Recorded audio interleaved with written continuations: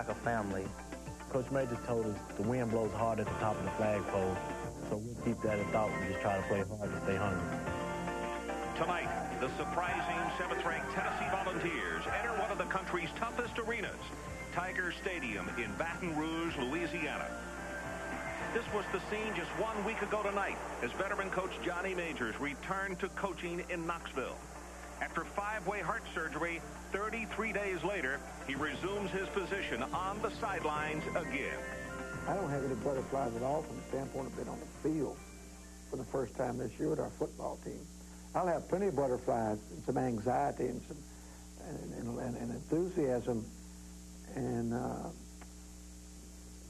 excitement that I've always had. I'm sure it never changes whether you're a player or whether you're a coach.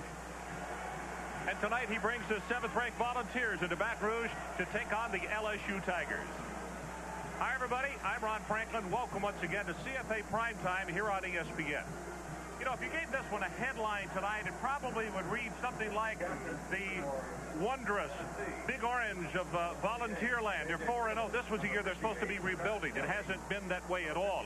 And as far as LSU is concerned, the young upstarts. We may see 5 freshmen at a time tonight. Quarterback, 2 running backs, and wide receivers. But Mike Gottfried up in Knoxville, even though it was supposed to be a rebuilding year, they lose their head coach to heart surgery. None of these distractions seem to have bothered them. It hasn't, Ron. This team's built on adversity. And tonight, John Majors' return. He put it best the other night to us when he said he tells his team and his coaches, when your turn at bat comes, you got to hit the ball. And they have. They've really done a good job. So, if anything, his return tonight will have a settling effect. Well, for the LSU Tigers, they're 1-3, and obviously Curly Holman is a little bit, he didn't feel good about what has happened to them. But yet he says this football team doesn't feel as though they're only 1-3. And I'll tell you one thing, folks. Tonight, there are freshmen all over the field tonight. I don't know how they're going to play, but I know one thing about freshmen. They've only been in class for a month. They don't know pressure. They don't understand the rivalry. Tonight, they start a quarterback, freshman Jamie Howard. Can throw the ball downfield. Robert Davis, a quick hitting tailback that can take it all the distance. What they need to do is get a good start tonight and feed off this crowd. It'll be an emotional night. Let's go down on the field to Adrian Carson. Coach, something's happening here. As the sun goes down on the Delta, you can almost feel that first showdown at sundown that happened right here 61 years ago tonight. With all those memories and all that motivation, 80,000 Tiger fans have nicknamed these night games Saturday Night Live. But unlike the original, these players are ready for prime time.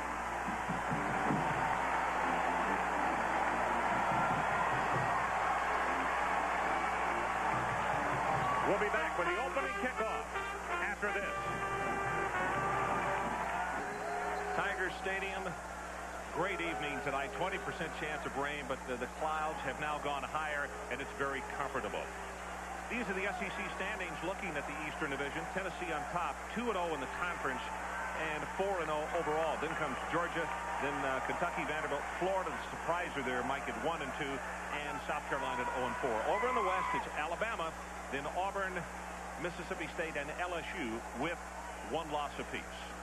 Kicking off for Tennessee. Johnny Majors, 16 years as the head coach up in Knoxville, 112 wins, 64.8%. Curly Holman, gentleman who has paid his dues, came here from southern Mississippi, had been an assistant coach one of the places, Texas A&M, done a fine job, and he is working his way back and getting this program here on its feet and going well.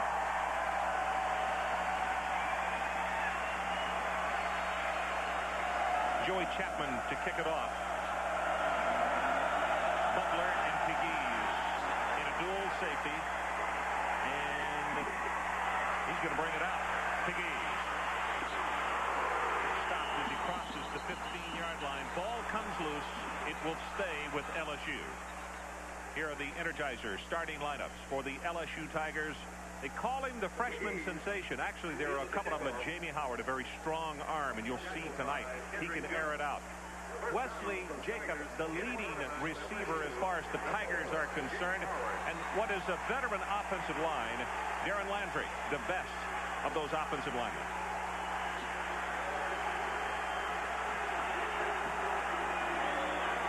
Davis takes the pitch, and he'll take it out to the 20-yard line.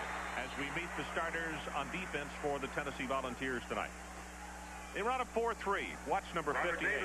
A lot of people think that Todd Kelly could be a first-round draft choice this upcoming year. The linebackers, very active and also very large. Reggie Ingram in the middle, 255 pounds. And in the secondary, J.J. McCluskey. We'll call his name on this side of the ball. He also plays some offense for the Volunteers.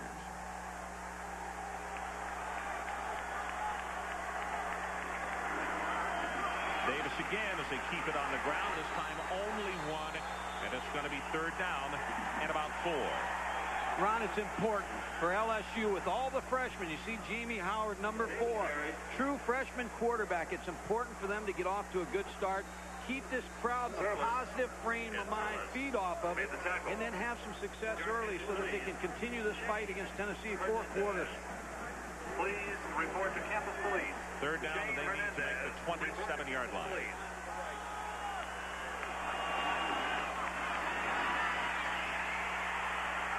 Under pressure of the first sack of the night by Tennessee, and it's George Kidd, one of the first men there, and also you can see Todd Kelly, number 58, as he congratulates his teammate. Punting time, Tigers. To try and give themselves a little help in pass protection, they went to an unbalanced line and rolled to the 4-receiver side. DeSells with an average of almost 39 yards of return. And Sean Summers, the exciting one for the Tennessee Volunteers. He's returned 177 for a touchdown this year.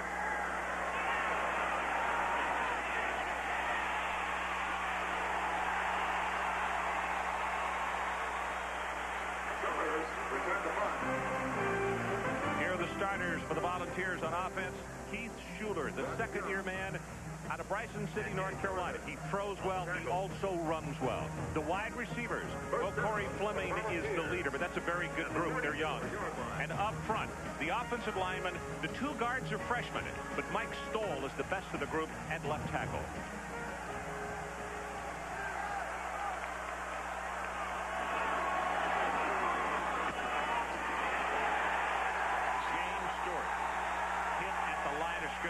Maybe a gain of 1, and that's it. Gilliard is on the bottom of the pile. And the starters for LSU on defense. Bo Davis, watch the nose guard tonight. Very quick, very agile, number 96. Ricardo Washington, one of the inside linebackers. He was moved over from tight end at the beginning of last year. He's turned into a good one. And in the secondary, Daryl McCorvey. Excellent athlete and comes from a really great family. 11 kids. Will elaborate on that as the evening goes on. Quite a story. Schuler with his first pass of the night on play action. Little stop and go, and his receiver dropped the ball. Corey Fleming is the man he was looking for. He ran a very safe pattern, safe pass. Fleming dropped it. Ron, Tennessee starts out offensively with 3 wide receivers. They're playing without a tight end. What they're trying to do is reduce the defense. They're trying to get them to 6 in the box so that they can run the football. Third down for the Volunteers. They need to go to the LSU 46.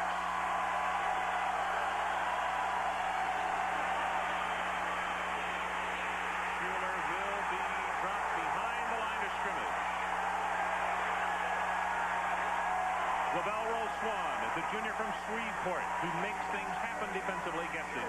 Ron, even though Schuler's a sophomore, he's still a young quarterback, and Tennessee is trying to cut down the offense. So you got 2 teams that are going to try to run the football at each other tonight. Hutton back to punt. Now he's a left footer, and we were watching in the warm-ups. Even his teammates were having trouble holding on to the football.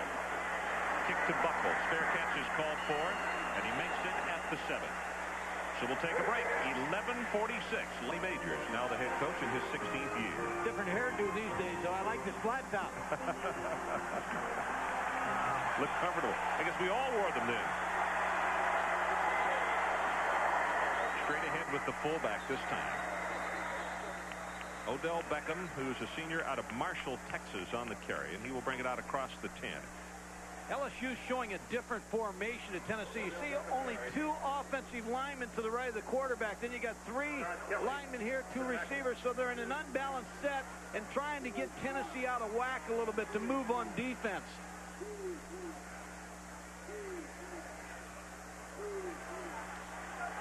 Beckham, who just had that last carry, was a tailback, but they have such a bevy of talent there, they moved him to fullback. Davis hit in the backfield, and it's Todd Kelly, the senior from Hampton, Virginia. And as I mentioned to you, we'll call his name, I think, a lot tonight. Boy, he's a good one. That's the key matchup tonight, Ron. Kevin Mawai versus Todd Kelly, number 58. You see him just going an inside move. It's to the tight end side, and anytime you see people to the tight end side, you're going to see some action, either some slants down inside or bringing people from the outside, because LSU is predominantly a tight end running a team. This time, 3 wide receivers, only 1 setback.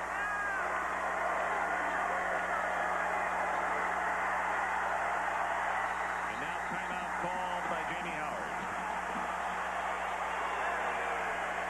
And Adrian Karsten, let's get a report from you. Just a defensive tidbit I've already picked up from Tennessee.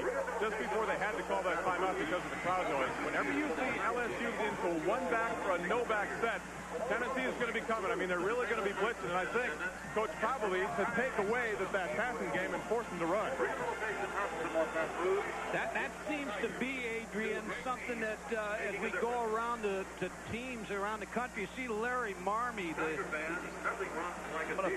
I'm going to show you Larry Marmey, the defensive coordinator. He was the head coach at Arizona State last year. People like to blitz. When you go to no-back sets, you can't protect, so they don't want to sit back there and let you just shred them and pick you apart like a chicken. So they're going to come after you with linebackers, outside pressure. And Adrian's right. I mean, as you go around, you see that often. People, when they say 1-back set, no-back set, I'm coming after you. You're not going to have time to throw it. You look at Ingram. We talked about him in the lineups. Now consider this. 6'2", 255 pounds, and he's had knee surgery, and they still think he has plenty good enough mobility to play in the middle. Well, that's big for a linebacker. Pitch, Odell Beckham will be hit in the backfield, and again, it's Kelly who gets a piece of him, and so far, the Tigers have not been able to block number 58. Well, you wonder why they run to a great player. He is so good to track things down from the backside, so they figure, hey, he's got such good quickness, let's go at him and see what he can do. Well, he's sending a message to him. That was the tight end, Brandon Stelly, who was trying to block on him.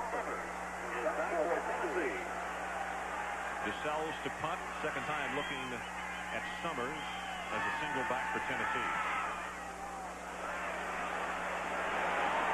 He'll have room to return this one from the 45. 46 yards on the kick and 7 yards on the return. And on Thursday evening, Columbia, Missouri is where Mike and I will be. Second possession coming up for Tennessee. LSU, a couple of possessions of very short ones. And the Volunteers with good field position across the midfield stripe.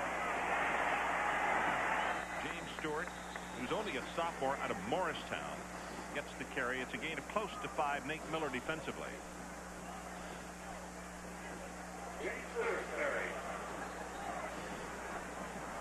Auburn wins big over Vanderbilt. Ole Miss jumping out on top of Kentucky in their ball game, 10-0.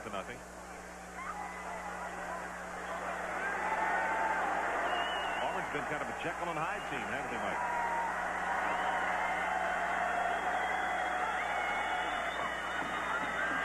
Option down the near side, and Schuler will be knocked down for a yard loss. Again, it's Nate Miller, and you can see 13 Ricardo Washington coming up to make the hit. He's Schuler, number 21. When he was up to the line of scrimmage, he looks at this defense, and he's looking at number 7 right here, because that means that there's only 6 in the box when 7 is split out over here. So he'll make the run call and take the option at James Gilliard, number 7, but good pursuit by LSU from inside. Third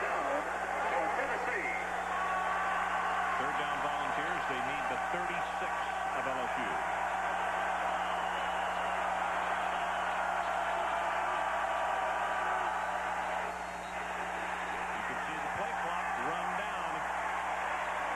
Here's what you got, Ron. You've got 2 young quarterbacks, so you got 2 veteran defensive coordinators. You're going to play around with them a little bit.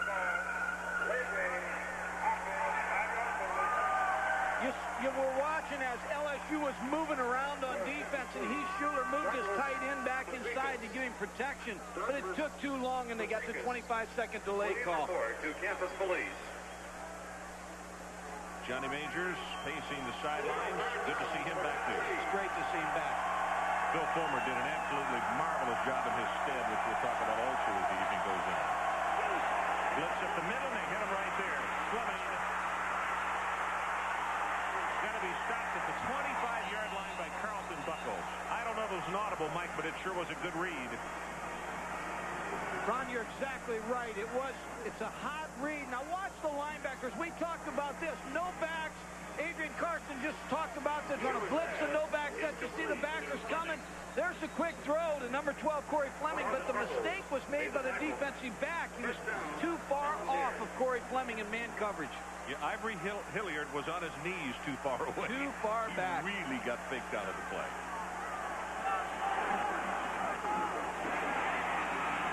Again, James Stewart. Riveldo Swan defensively. The three tailbacks that we'll see for Tennessee tonight. Charlie Garner, Aaron Hayden, and James Stewart. And probably with a single word to describe them all, Stewart, strength, Hayden, tough. Charles Gardner gives them the breakaway threat, a combination of both of what Hayden and Stewart did. It's interesting to me how they keep them all happy. I mean that because you only have one football, and tailbacks like to play, but these guys all seem to be happy. J.J. McCluskey has come in the ballgame at offense. We told you he would play both ways. Drop lane at Stewart.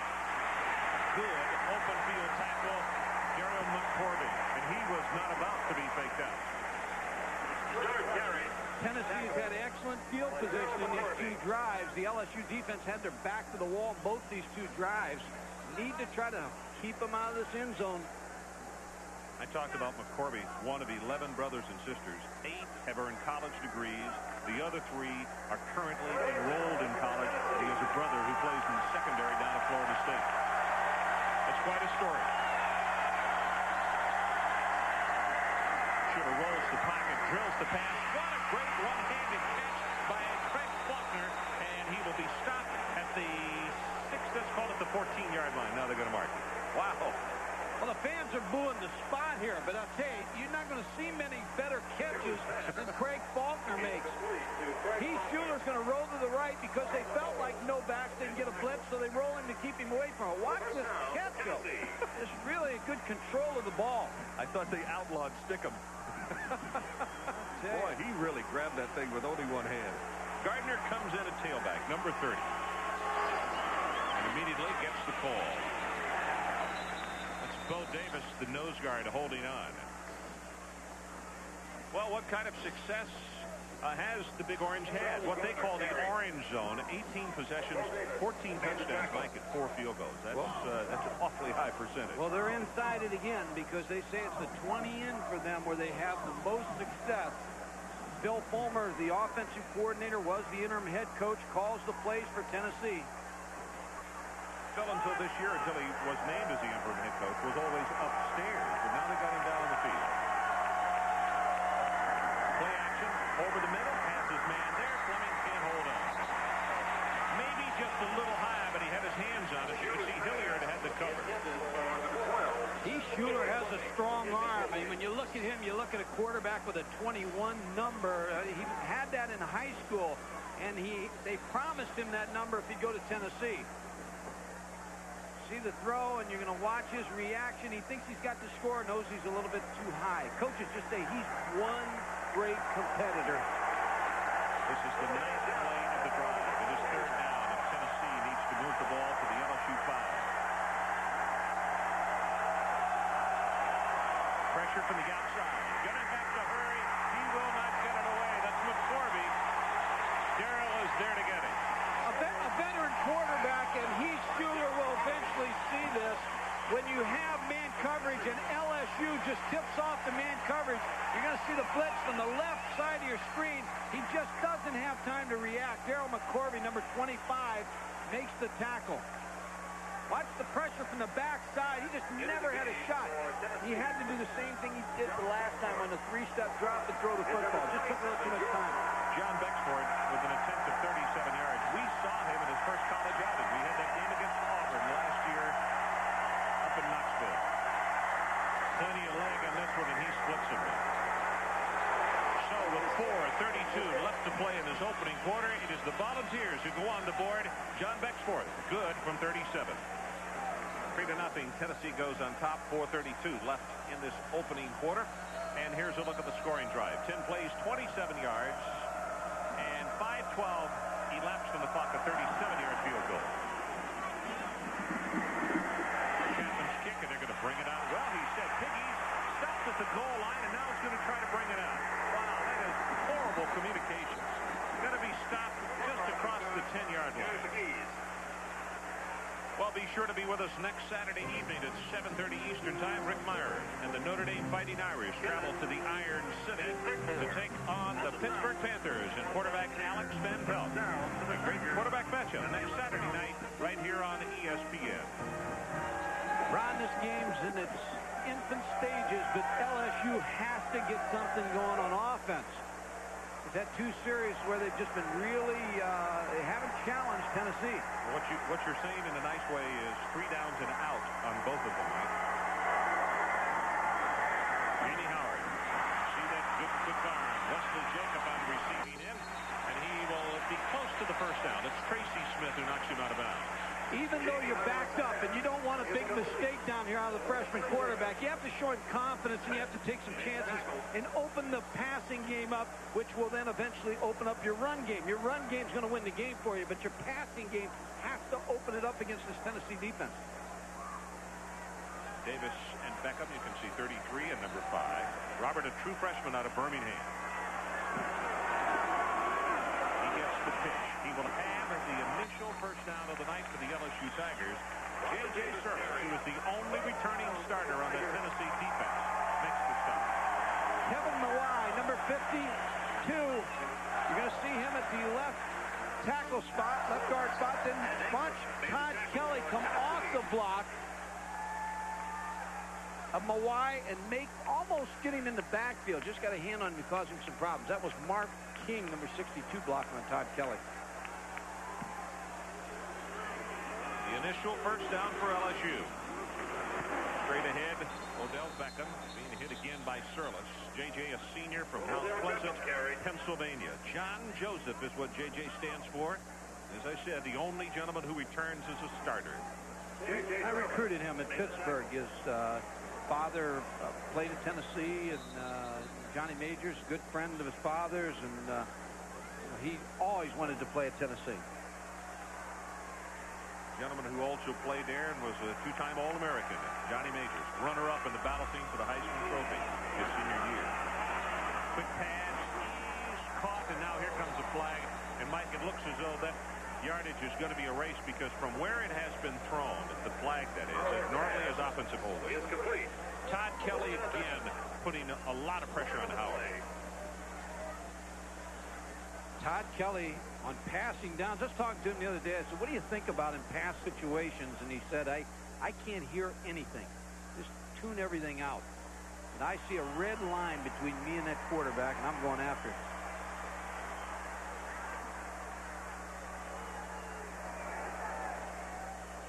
Holding, offense, half the distance penalty, repeat the down.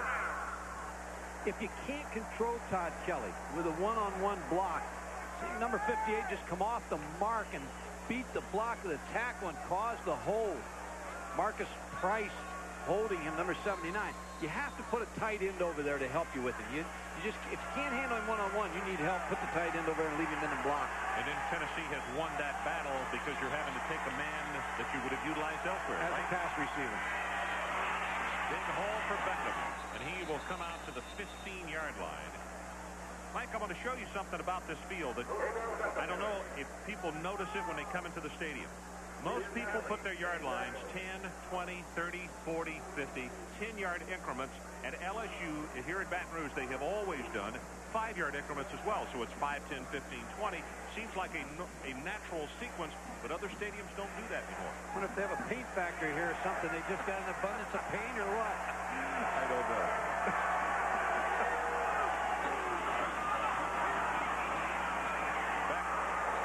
Hit in the backfield and knocked down at the 15-yard line. And on the 3rd down and very long, boy, the crowd didn't like that very much at all. Well, they're such a young offensive team.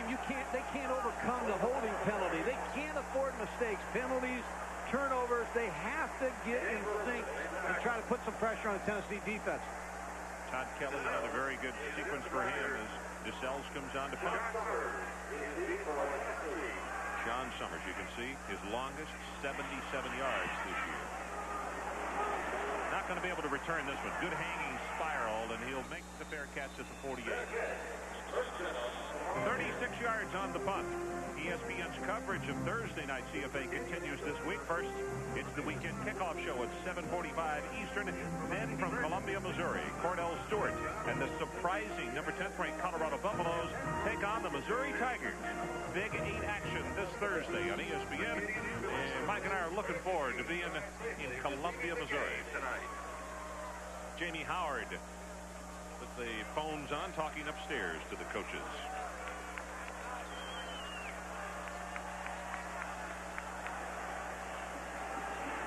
Play action by Schuler. Faulkner tackled at the 45-yard line. John Morgan, one of the first men to get there. He's a senior from Rayne at Louisiana. You have 2 young quarterbacks, but you have Heath Schuler's at an advantage right at this time because of field position. You can take more chances with him, throw on first down. But on the other side of the ball, LSU hasn't been able to get the ball outside the 20 field position when they start, so they have to stop these the Tennessee offense, get better field position. Just over a minute left to play in its opening quarter. Tennessee leading by a score of 3-0 as Big Mario Brunson, a junior out of Portsmouth, Virginia, gets the carry. He is 6'1", 245. Mario Brunson carried. Came to school as a linebacker. They moved him to fullback. You can see for good reason. He was a guard in high school. Well, that's where you usually put your fullbacks. They find them in guard positions, those small guards in high school, and bring them in there and beef them up a little bit because they know how to block, and that's what a true eye fullback do. Every now and then you give them the football.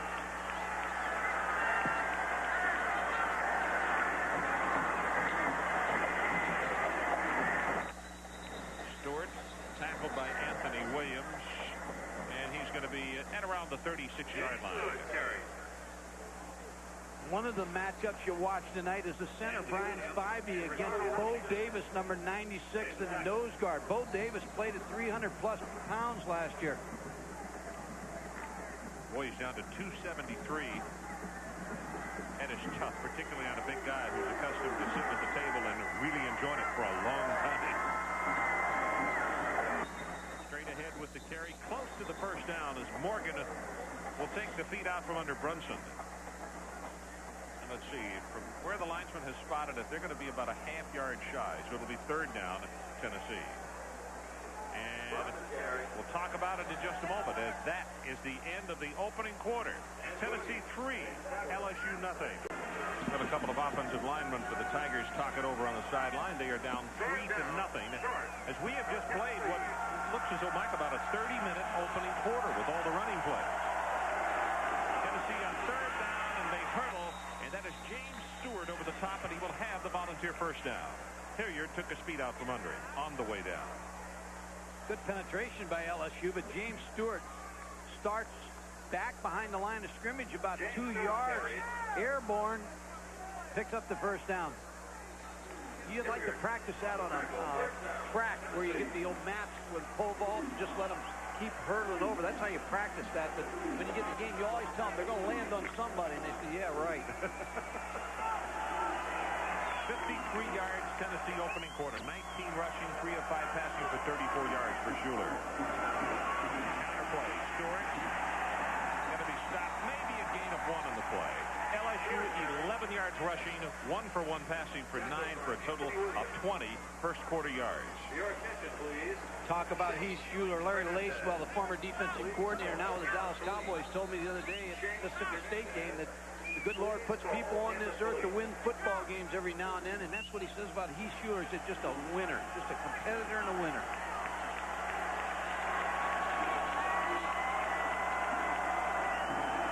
Quarterback draw. That was a design play, and they might want to redesign it. It's going to be 3rd down and long. Clayton Mouton, the senior out of Beaumont, Texas, was the first one to come up and put a pad on it.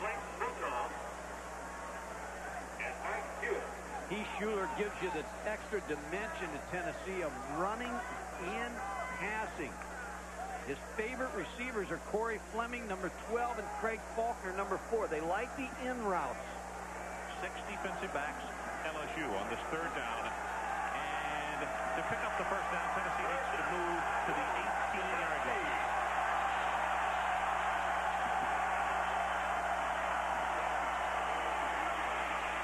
Schuler rolls the time. He's got a man open at the 5.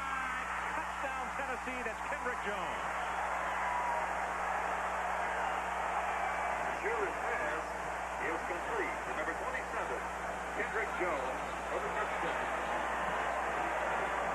26 yards in the pass play, and that's where Schuler shows you the added dimension, being able to roll the pocket and have the mobility plus the good strong arm. And he's so quick, Ron. He was outside of the defense before they reacted, has his feet up under him, and still is able to throw a strike and with good velocity on the football. Next for it, knocks it home. And as we go to break, let's take one more look at the touchdown play. You see Schuler on the run, and it's thrown perfectly. Kendrick Jones, a sophomore from Collierville, just outside of Memphis, puts the balls up. ESPN's presentation of college football is being brought to you by Ford and your Ford dealer. Have you driven a Ford lately? Welcome back to Baton Rouge, and the home folks better get something going quickly here as Tennessee is bolted out to a 10-0 lead and looking very strong. This is Butler. 21-yard line, and that'll be it. Adrian Karsten, let's get a report from you. Well, Ron, that last Tennessee touchdown was a direct result from heads-up coaching and quarterbacking by Tennessee. They thought on their first scoring drive they should have and could have had a touchdown, primarily because the LSU corners were playing soft. That is to say, they were giving the Tennessee receivers an extra 2 to 3 yards cushion. So Coach Fulmer told his quarterback, hey, those 8 to 10 yarders will get us right down the field. Result, 7 points. Buckles on the near sideline, who had to suffer through that one, seeing his ball club going down at 10-0. Howard, pressure on him from behind, and he'll just throw it away. Here's how the scoring drive went for the Tennessee Volunteers. 9 plays, 52 yards. Just over 3.5 minutes. 7 runs and only 2 passes. And Kendrick Jones with the touchdown reception from 26 yards. You know, against Florida, Pete Schuler was 3 of 9. They simply didn't have to throw the ball much, and then the deluge came. And they put to good use all those good fullbacks and tailbacks. Well, they wanted to throw a little bit more tonight, and they have started the game in that manner. Pass caught. Odell Beckham just out of the backfield, and he's going to be close to the first down. That's Session, who's a senior out of Natchez, Mississippi, there to make the stop. Odell Beckham was a tailback last year, and coaches told me he had above-average speed. They moved him to fullback. Now they have a very quick fullback and a player that can block and catch the ball out of the backfield. You know, watching him on the practice field on Thursday, he really has become quite a leader for that man there. And Curley said that Beckham made the move gladly, and it really helped him out, becoming an improved blocker as well. There's an offsides, and maybe the cadence by Howard did it.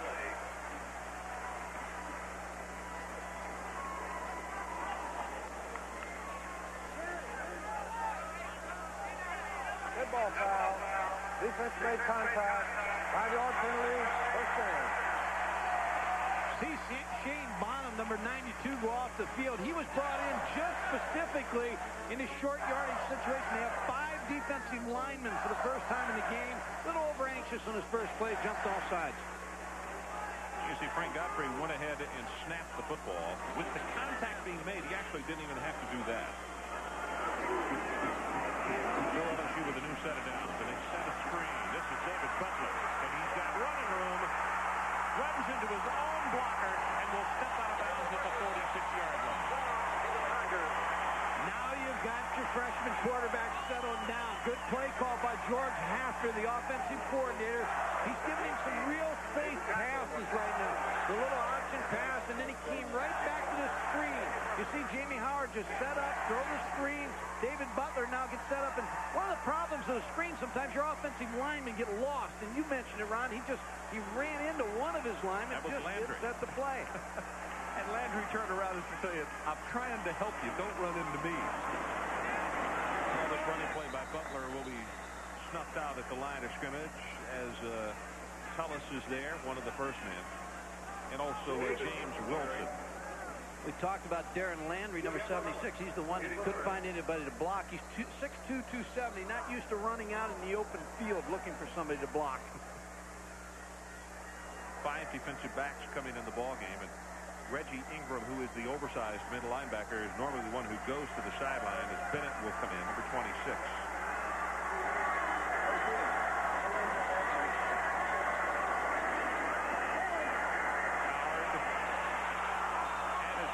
And just overthrown for Harold Bishop, junior tight end out of Tuscaloosa, Alabama. And it was J.J. McCluskey who came up and put the wood on him. Ron, Jamie Howard is very fortunate that Todd Kelly slipped on the backside. Todd Kelly was drawing a bead on him and fell down, or he would have sacked him before he got the ball off and may have been held a little bit.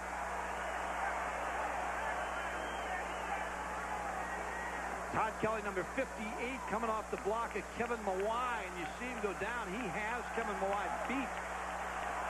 Now Jay Johnson comes in at tailback, number 23. Still another freshman. He's from Waco. See the pressure up the middle by Tennessee.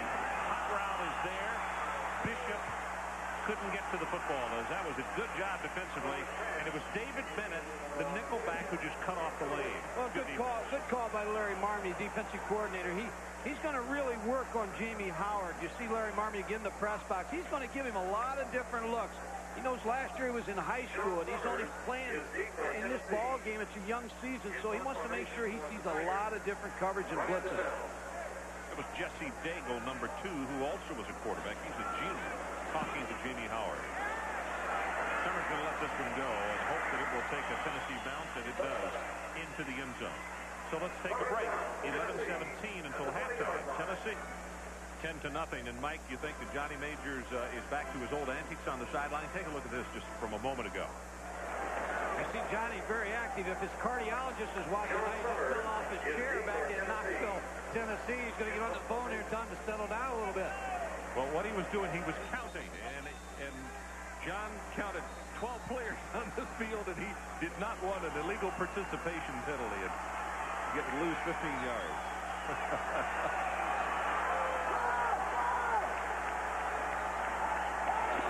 Garner on the handoff. Little counter play, has 5, has 10, counted off at 15. That's Benson Fuller who finally knocks him out of bounds. And that is the best run from scrimmage tonight for the ball. Well, you mentioned it earlier that Charlie Garner is their home run hitter, number 30. They play a lot of young backs, and Charlie Garner is just now developing into the back that they felt like he could be. See the little cut, uses a straight arm, now breaks in the open, tries to give a little move to the defensive back. Vincent Fuller picks up nice yardage. Gain of 15 on the play, and the Volunteers out to the 35. Backside pressure, and Schuler never saw it. Gilliard, the freshman from Shreveport, will knock him down hard. Well, I'm sure Schuler's going to go back to the huddle and say, hey, now listen, somebody's supposed to block James Gilliard, number 7, because I have to do the fake. Watch James Gilliard now. He just steps inside. He checks out the fake. Still has time to go and make the tackle on Schuler. Somebody missed a block on James Gilliard. I was going to say, because the tight end took off downfield, who's misread or miscalled? Usually a guard or the center has to come out the backside to pick up the backside backer.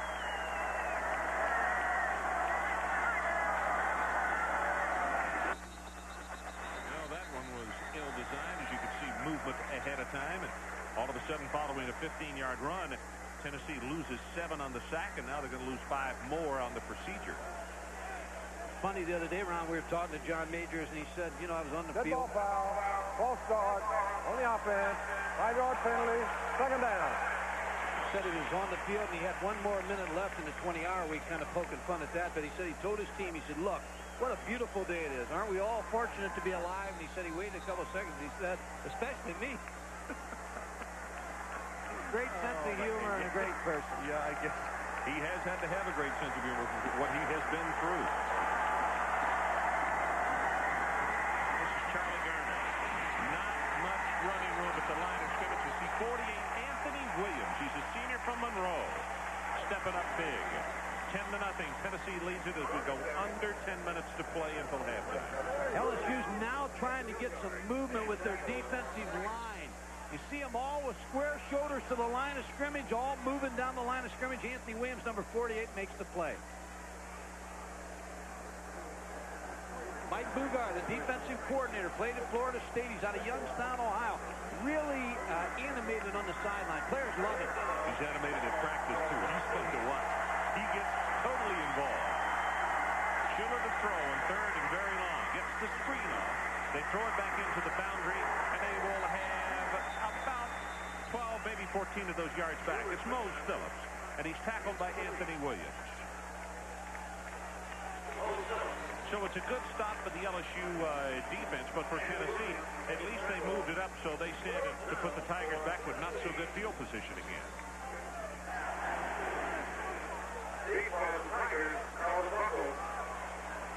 Hutton kicking into a little bit of a breeze this time. Doesn't matter. He airmails this one. Buckles from the 20. Breaks it open. Fumbles the football. It is loose at the 45, and who's got it? LSU football. Mike, that's a 27-yard return. As Hutton. Well, Hutton is the man, it looks as though, made the recovery. Now they have a conference, but one official is saying he's down. One of the officials is saying he was down. Now they're giving the ball to Tennessee.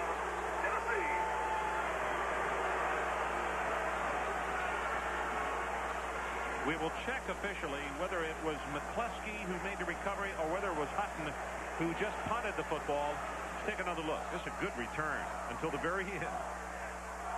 Watch the ball get punched out just about the time he's going down. Let's see if we see who recovers the football. There's McCluskey. There's the ball. Now let's look for Hutton. You see, it looks for the world as though that LSU has just recovered that football. It is still loose, and there's the punter. That's Hutton.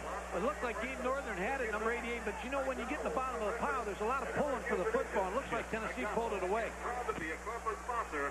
Okay, now we are being told that officially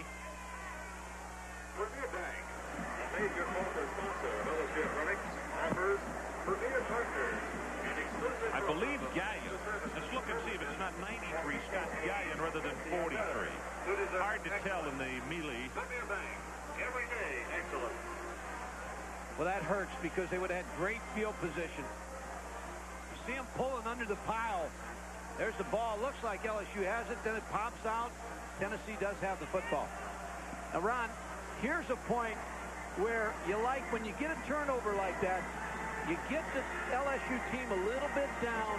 Now go for the home run with Heath Schuler. Now, Curley walks away in frustration. He had just, what was a great bunt by Hutton, and all of a sudden he gets a 26, 27-yard return. He's got good field position. 8:44 until halftime, and he loses the football. His first carry of the night to number 24, the sophomore out of Detroit. Tough is what they put by his name, and you could tell by that run right there he is. Good, tough run. Tennessee's had great field position. They've been able to do anything they want in their offense because of their field position.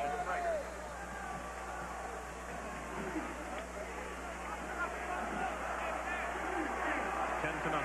Tennessee, and we're about to go their 8 minutes until halftime. This is Hayden again. James Gilliard, the freshman from Shreveport. Mike also talk about the little bit of frustration here and the fact that the defense of LSU had to go right back on the field after a good stop. Well, it's frustrating because you pump up and the momentum turns to you a little bit. Then you have a special teams play where you drop the football and you're back on the field. But you always work on sudden change in practice. So they're used to this.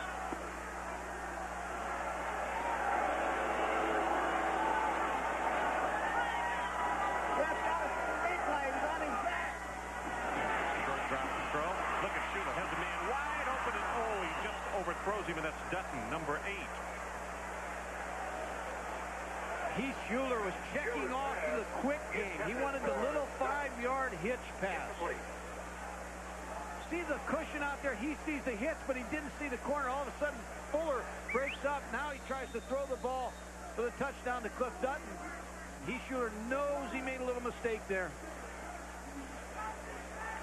Heath, by the way, is now 5 of 8, 70 yards, 1 touchdown pass.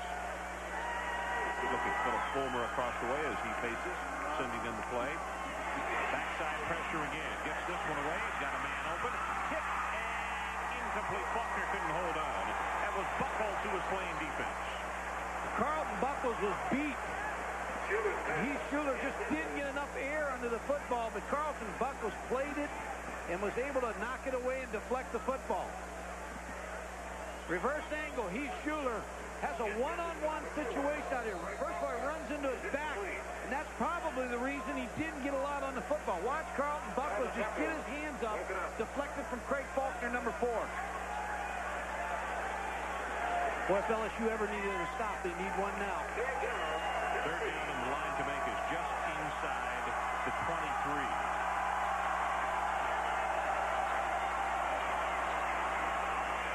See the flag come down over the middle, tipped and knocked away. Good defense by Buckles. And let's check the markers. I don't know if he didn't bump him, though. I know you said good defense because he deflected it, but I'm not sure he didn't bump him along with deflecting it. Are they working on Carlton Buckles or what? He had three long throws to defend there. You see David Walkup, who is the defensive captain, the senior out of the Woodlands. Illegal formation on the offense. Penalties decline. 4th down.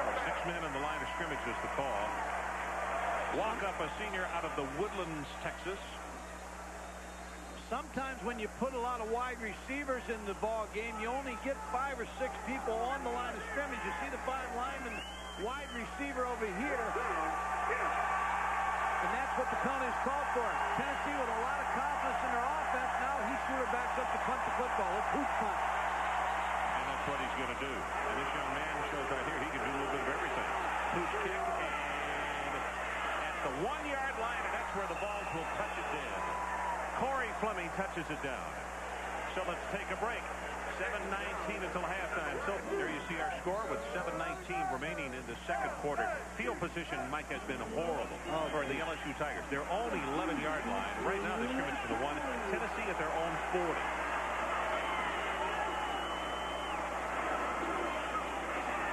That's Robert Toomer. He's going to take it out to the 6, maybe the 7-yard line. Adrian Karsten. Well, Ron, that last long Tennessee drive actually may have been a blessing in disguise for young Jamie Howard.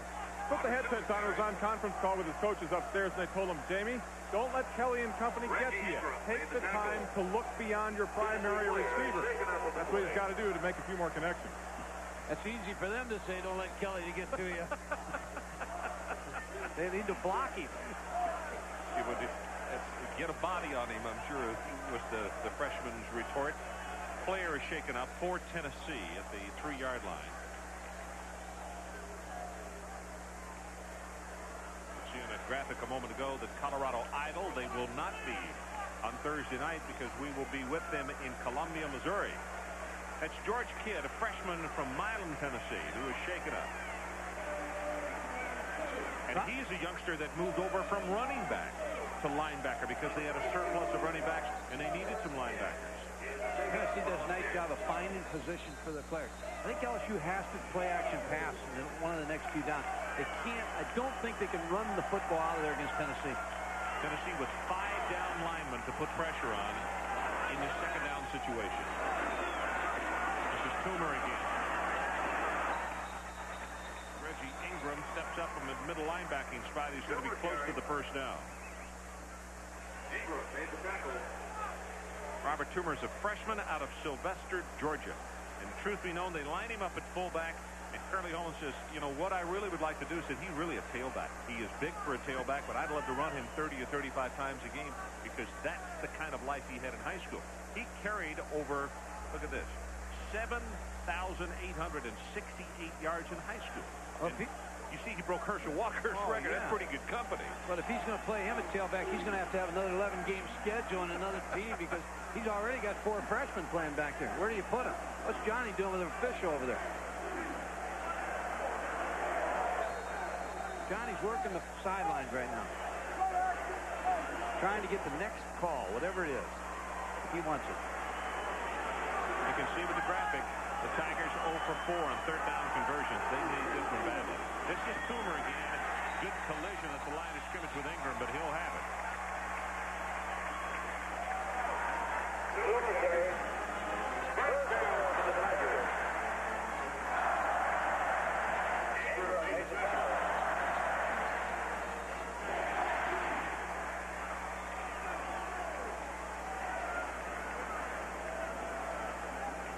To go under 6 minutes until halftime. This has been a rapid first half.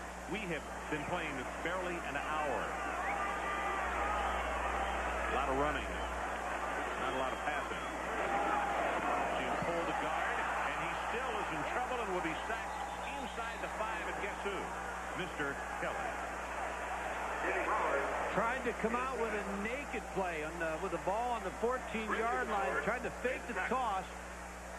Here's Todd Kelly from the front side now, putting the pressure on. No one blocks him. Comes in, able to sack the quarterback. James Wilson, 72. They just meet at the quarterback. Favorite player of Todd Kelly? Who do you think in the pros? Outside rush backer that Lawrence Taylor. Oh, how'd you get it? How'd you get it? Lawrence Taylor. His favorite team's the Washington Redskins.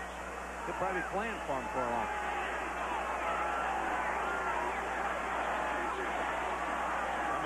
Zone. Howard rolls the pocket, now running for his life, drills in, complete at the 23-yard line to Wesley Jacobs.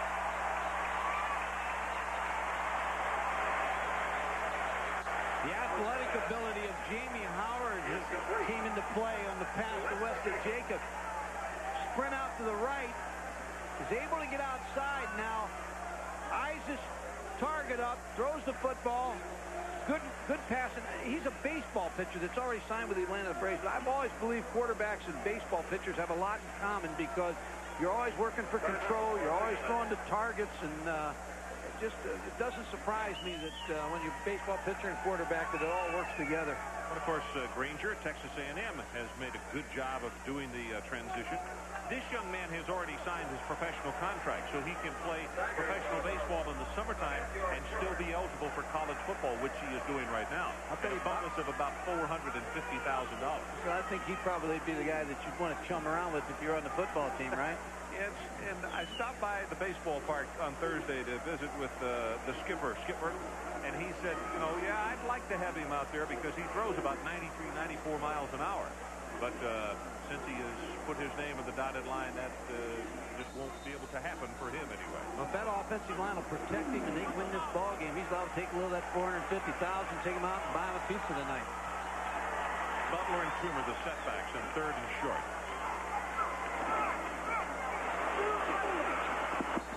Butler will have the first down. It's been Talley who forces him out of bounds. Well, I don't know. They got a bad spot, I think, Ron. I don't know if they're going to get the first down or not. Good heavens, he did hit a bad Well, spot. the chains that matter on the other side, though. That marker right there doesn't mean anything. It's the chains on the other side that they've got to bring all the way across the field. He could have it. Don't go by that margin. And Johnny's looking over there. He's checking it out. It's going to be close. Well, they're bringing the chains from across the way. We now have officially, and let's get this squared away because I know families like to know, Tom Hutton, the punter, did recover that fumble. Gallion is the man who forced the fumble. 93 forced it, 43 recovered it, and as you can see, LSU is not going to have this first down. You judge the spot yourself. David Butler on the toss sweep. We'll see where he goes out of bounds. I think a pretty good call. And let's go to Adrian Carson. Bayou Bengals got robbed, Ron. They actually moved that ball back, happened right in front of me about 6 or 7 inches. Should have been a first down. Well, from where his foot came down, it was just doggone close. You're right, Adrian. Sean Summers back in a deep safety as Sells will punt, and this time he has the wind to his back. Tennessee's excellent with special teams, and so far in this ball game, they have gained the edge. This is a good look right here from behind the Sells, and you'll be able to see the coverage by the LSU Tigers. And also whether Tennessee has a return on, which they do. No pressure, and you see him lining up the coverage to the open side of the field. And he can't get there because a good job by the Tigers of covering on the punt team. Well, tomorrow, be sure and join us for live NASCAR racing at North Wilkesboro Speedway for the Tyson Honey Farms 400. Winston Cup champion Dale Earnhardt tries to win his 5th title. Action begins at 1 o'clock Eastern, 10 a.m. Pacific time here on ESPN. That is the North Wilkesboro Speedway, the Tyson Honey Farms 400. Tomorrow here on ESPN. Ron Franklin with Mike Gottfried and Adrian Karsten, Baton Rouge, Louisiana. 4:22 left until halftime. And Jerry Colquitt has come in at quarterback for Tennessee. Aaron Hayden on the carry. The coaches told us that they would play 2 quarterbacks. Jerry Colquitt, number 14's into the ball game. I think they have to be pleased with the way Schuler played. Now give Jerry Colquitt a little bit of playing experience. You can see his numbers, 10 of 19 throwing.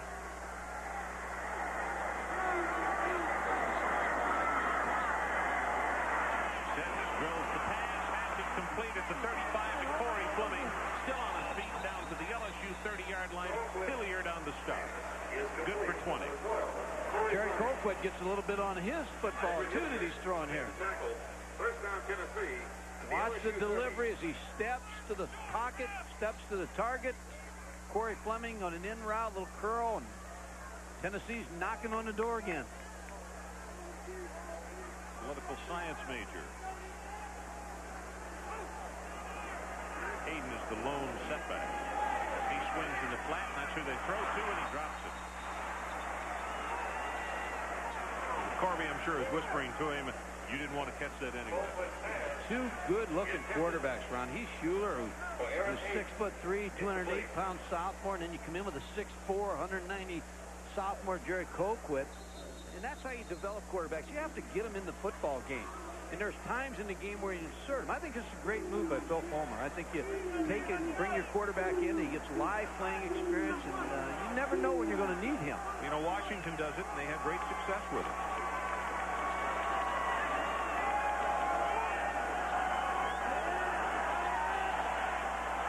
Trying to bait him into a mistake. Hayden on the draw. Half 5 yards. And they'll mock him down under that Anthony Williams tackle just inside the 25. To talk about 2 quarterbacks, as you see Phil Fulmer calling the plays for Tennessee, wouldn't be surprised if we see Ryan Huffman for LSU in the next series. Philip, besides being very pleased with what has happened with this football team during a very stressful situation, this offensive line, and we'll talk more about that, he's excited about what it can turn into as well. They're going to send a reverse to Faulkner. Looks for a block, will have the first down, still on his feet, and tackled at the 12. McCorvey on the stop. First down now, first down. You can't play an entire half on defense and field position like Tennessee has and expect much different, because now this is what I talked about earlier. Tennessee gets the opportunity to do anything in their arsenal because of field position. Here they do the old Statue of Liberty to Craig Faulkner, and you know, they're just pulling out all stops because they have no pressure on them. 2:25 until halftime. Short drop, whistles the pass, incomplete to Fleming. You know, we also should make the point on the golf courses, talk about poor course management. It has been poor field management on special teams by LSU tonight, because they've had 2 return kickoffs that never should have been brought out. Like, they have been stopped deep in their own territory, 3 and out. Tennessee got good field position, so they have aided the enemy a couple of times. Well, young teams, they make young mistakes sometimes, and they're not in sync tonight. They just haven't played the football game on both sides of the ball. This defense has not played badly. Third time in Tennessee has been inside the 20 in its opening half. Going to run it at the 5, and he scores. Jerry Colquitt from 12 yards. No, they're going to say the 1-yard line. I beg your pardon. Well, the official in the end zone raised his hand. Full spread out. Aaron Hayden, number 24, really with a solid block. Jerry Colquitt, he's got a run-pass play on. as he comes rolling out. Now, number 24, the tailback. You have to block every now and then. Aaron Hayden with a key block to spring Jerry Colquitt. Well, this is just going to do great things for Tennessee's confidence in their quarterbacks. To be able to bring your second quarterback in, he takes a drive, takes him right down the field. Pete Schuler on the sideline. He started the game tonight. Both of these youngsters are sophomores, Colquitt and Schuler. I'm a firm believer. You know, you always talk about a quarterback controversy. I'm a firm believer in the way Johnny Majors is doing it, the way Don James does it at Washington. All it does is help your performance level of your first-team quarterback, because he knows there's somebody behind me that can play. So he practices hard, spring practice, fall practice. He really has to be attentive to everything. Can't afford to slip because there's somebody just right behind him.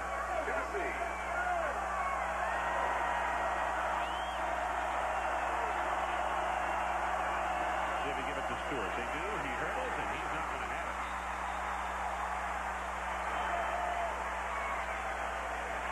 Ricardo Washington's down at the bottom of that stack. Well, the way he goes airborne, I'd give it right back to him. James Stewart, 33, starts up, over, good tackle by Ricardo Washington. I'd come right back, same play. Here he comes, right into the front room. Almost fumbled the football. Bad handoff. Second and goal as you look at James Stewart. They go with the fullback in front. Does not have it.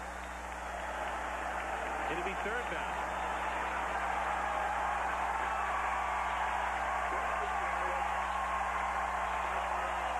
You want penetration on defense. Now you look at either a quarterback sneak. It's so close to the line of scrimmage. You either look at a quarterback sneak or go back to James Stewart again, where he can go over with somebody leading in front of you. Need a lead blocker if it's not a quarterback sneak, Stewart.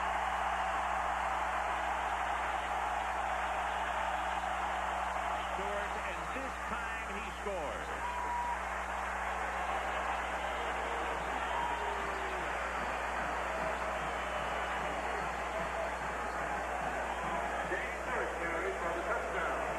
Smith and Spivey down at the bottom of the stack, the junior and the freshman, the center and guard leading the way in the blocking for the Tennessee Volunteers.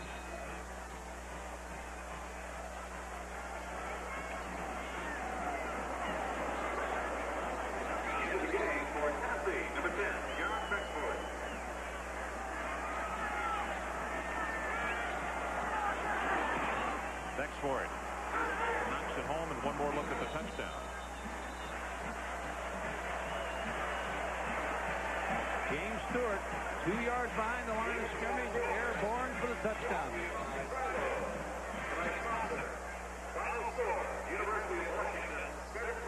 And Mike, on the play, as we look at the replay, 2 flags went down, and on the extra point, a personal foul called against the LSU Tigers, which means that Tennessee will be kicking off from midfield with 58 seconds until halftime. The way Tennessee's playing, I would onside kick.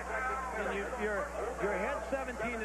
You're kicking from the 50-yard line. Why not onside kick? They've not been able to move against your defense and take a shot at getting another. You got 58 seconds. Tennessee still has 2 timeouts. I think very seriously about an onside kick. If not a straight onside kick, then pooch it and try to recover it. Coming up at the halftime, the Delta Faucet Report. Seminole deja vu, Georgia Tech, and a Hail Mary in Walsh versus Holtz. A little bit of a reversal of fortunes on that one. All coming up at halftime of the Delta Faucet Report.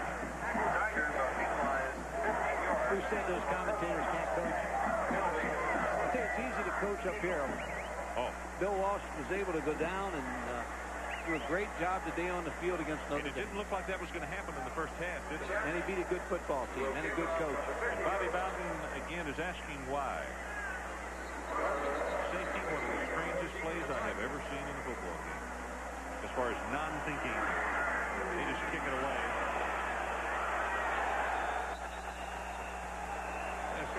I want you, that was Adrian who made a very good stop at the football in the end zone, and a conversation with the quarterback before Jamie heads back onto the field. I think with 58 seconds to go, I wouldn't take many chances here if I was LSU. You just had a flat first half on offense. Offense has been inept. And I don't know if I'd take a shot here to let Tennessee get back on the board. I might go back in the locker room and try to redevise some things and come out in the second half and open it up a little bit more.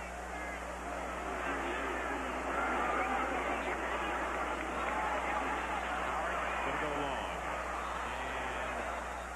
And incomplete as he well overthrown at the 45-yard line. That's Beck. And the pass was intended for. 52 seconds until halftime. Tennessee defense has had a great first half.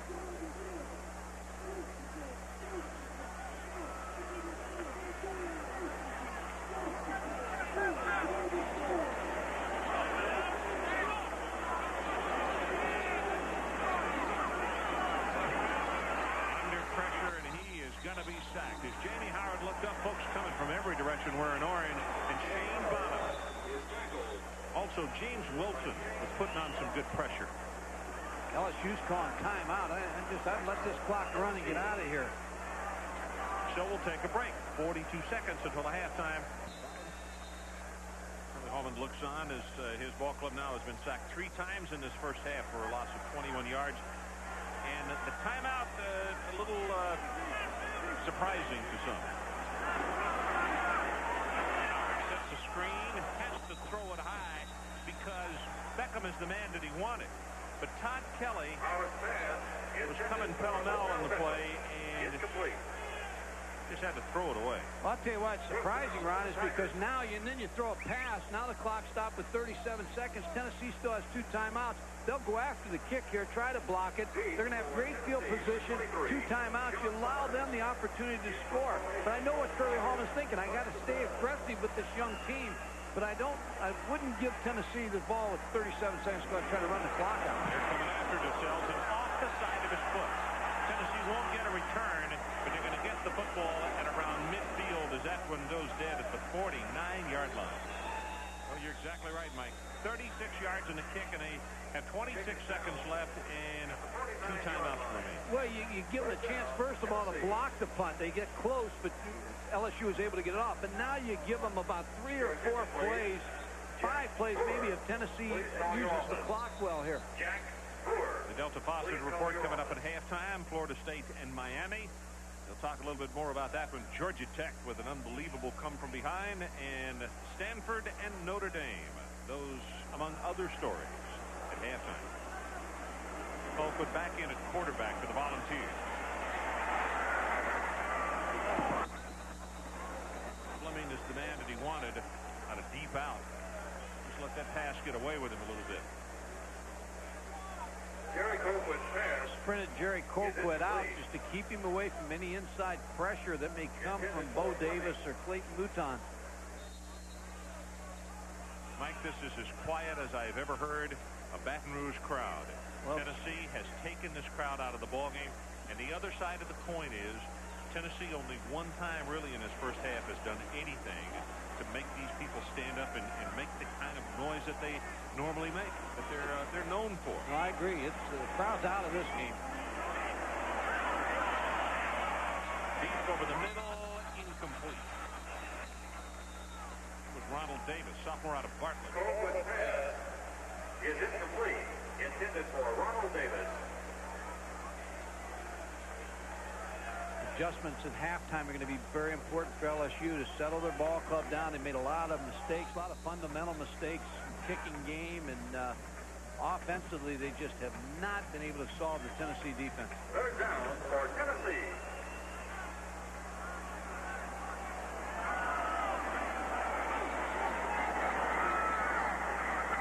And a little draw play here is Charlie Gardner goes right up the middle on 3rd down, and they'll just let the clock run out on that one. 7 seconds showing right now. Charlie Gardner carry. LSU's taking a timeout. Now, if I'm Tennessee here, I might just air one out. 7 seconds left. That's what Johnny's probably talking about over there, saying, listen, if 7 seconds go by, if we just take the ball back and throw the deep pass, or do we have to punt? That's exactly what they're talking about. 24, Arkansas State, 12. Final score, Southwest Texas State 38, Nicholls State 13. Johnny Majors in his 16th year at Tennessee, and Philip Fulmer in the left side of your screen, in case you have not kept up with that situation, was the interim head coach. And Fulmer, as the interim head coach of the staff, guiding Tennessee to a 3-0 record coming out of the blocks. And a couple of wins there that might have shocked some people as they have gone to 4-0. One, a win on the road at Georgia, which is a tough place to play over there, and then to win handily over Florida. Two of the victories that they have of the four. Well, he's done a nice job as the interim head coach, and you know, he's an unselfish guy, and he's able to get this football team to play. And what Curly Hallman was telling us the other day is they're playing with great confidence. So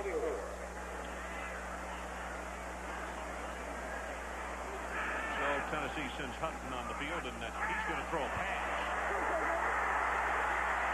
Off the sideline is McCluskey, and he is all the way down to the 16-yard line of LSU. But that will be the final play of the first half.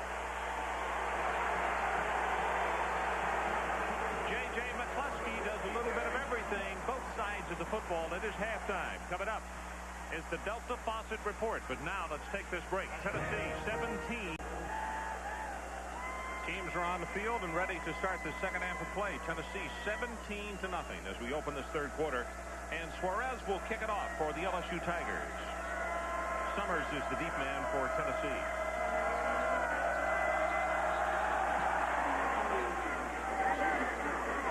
Summers, 1 yard deep, he'll return.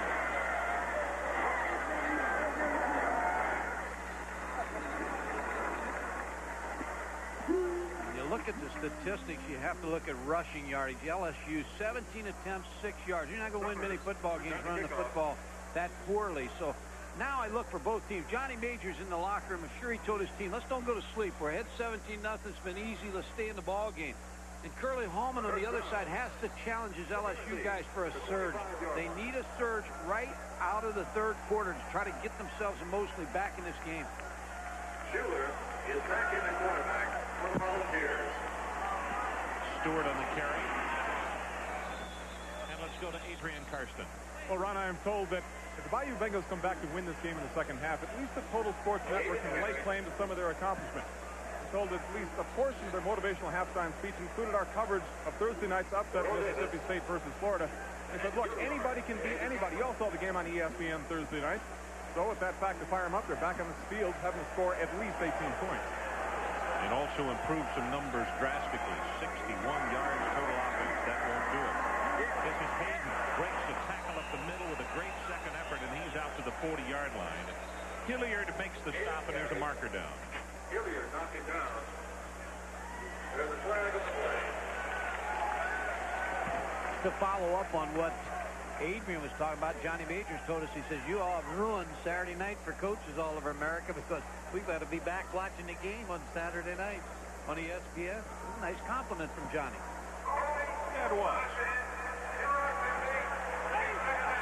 I used to like to go out to dinner, but he said, I can't now. I don't want to miss the game. I don't want to miss seeing what's going on across the country.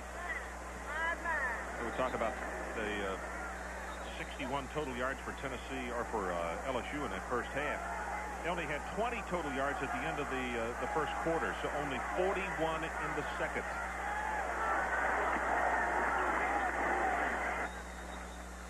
Aaron Hayden straight ahead, close to 5 yards in the play. See Jeff Smith, the big freshman guard out of Decatur, getting up 6'3", 300. I mentioned the fact that Philip Fulmer is excited about this offensive line. Bubba Miller at left guard, they think is going to be very, very good. He's 6'1", 290, also a freshman. You know, Fuller in his years at Tennessee has sent 12 people into the National Football League. Quite a legacy there for offensive linemen, as well as wide receivers and linebackers. Oh, you're right. He's done a great job with the offensive linemen. Swings it out to Hayden. Now here's what you need, Ron. If you're Curly Hallman, you challenge your guys. You see Mike Bugard, the defensive coordinator, they accepted the challenge, but now the onus goes on the offense. They got to open it up on offense. They have to get something going. Now, Johnny Majors has to be a little worried on the sideline because you don't want to go flat. I've been on these sidelines before where your team just goes flat. It comes too easy for you. 17-0 lead was too easy. Buckles is deep. This is Hutton's punt. The run at the 34, and he's got some running room. Closes up quickly as Tennessee is there to stop him at the 43-yard line. Talley on the special teams, and again it'll be Jamie Howard who is operating the team at offense.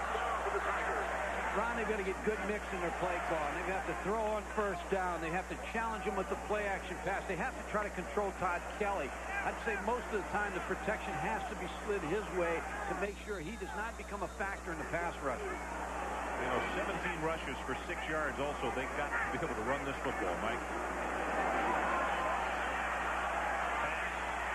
Complete over the middle to Wesley Jacobs. And into Tennessee territory. Jason Parker defensively. You have to throw the football. You got to open it up, and they come right out and throw a pass with Jamie Howard. They roll him to the right, away from pressure.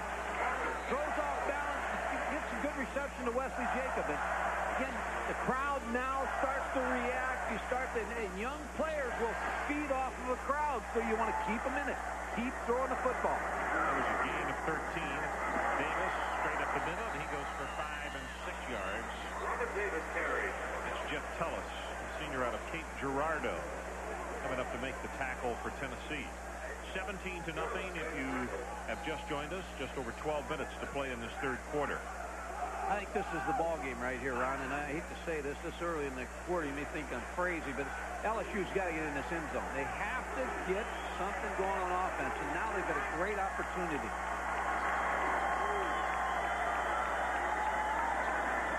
Odell, fakes it to him, pitches to Davis, tightropes down the sideline, and I believe, unless they say he stepped out of bounds, which they're going to, he will be short of the first down.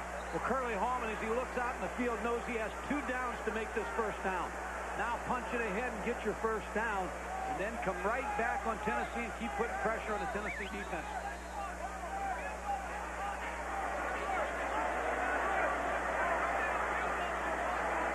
David Bennett, the senior out of Germantown. Of course, it's just outside of Memphis. In that defensive secondary for the Volunteers. And here it is, third down and less than a yard. Tennessee with 5 defensive linemen, and Toomer carries for the first down. And you know, that goes back to the point that Curly Holman made that I talked about in the first half. He's a fullback, but yet he is a tailback type as well. He would like to run him from that standing position. He's very strong. A strong back, and you see the little thrust he gave at the end of the play to pick up the first down.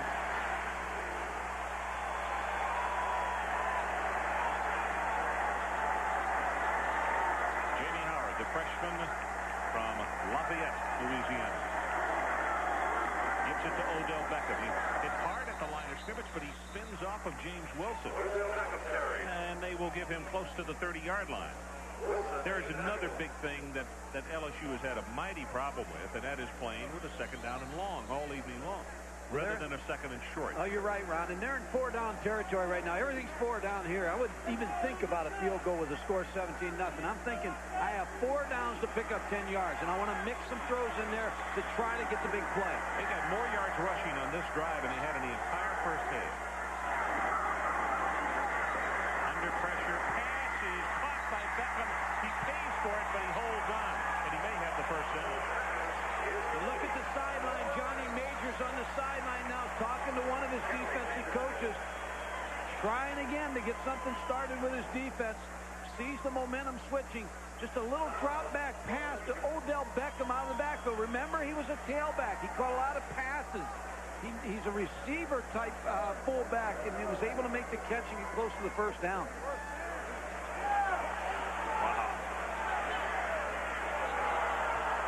You know, when I was coaching, I like this.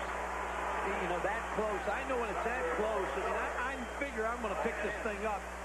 Maybe this is the time you take the shot with a pass, but we're talking 4-down territory here, everything. Just everything has to hang out for LSU right now. Bishop and Stelly at tight end for LSU.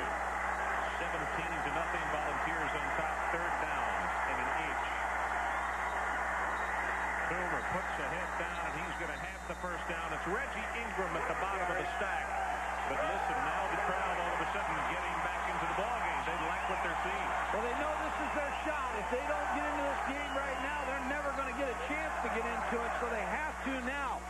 Just a reverse out. Reggie Ingram, the big linebacker, the 235-pound linebacker, meets Robert Toomey, but you talked about his strength, that leg strength, just was able to pick up the first down. See how high those knees were.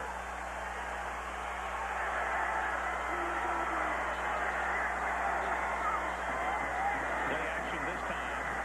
Howard, get rid of it. Yep, he does. That was James Wilson, who was just matching him step for step. James is 6'3", 253. I don't like that throw, and I'm never second guessing. I just don't like the throw when they have so much pressure coming from outsides with Ty Kelly and James Wilson. You have to control those guys, and drop back passing game might be the way to go here. But you have to control those outside people in Tennessee's defense. They're up the field. Jamie Howard really never had a chance on that play.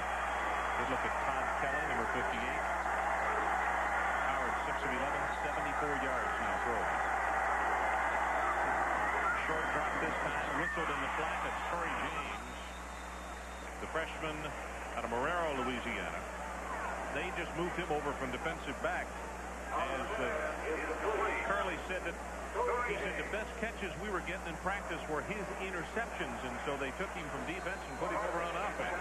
Number 37. Interesting comment. You know, when you take a defensive back in practice and you watch him out there every day, and all of a sudden he's your best receiver and he's intercepting passes, so you move him. 10th play of the drive. Mike, it is third down. LSU needs the 13-yard line of Tennessee.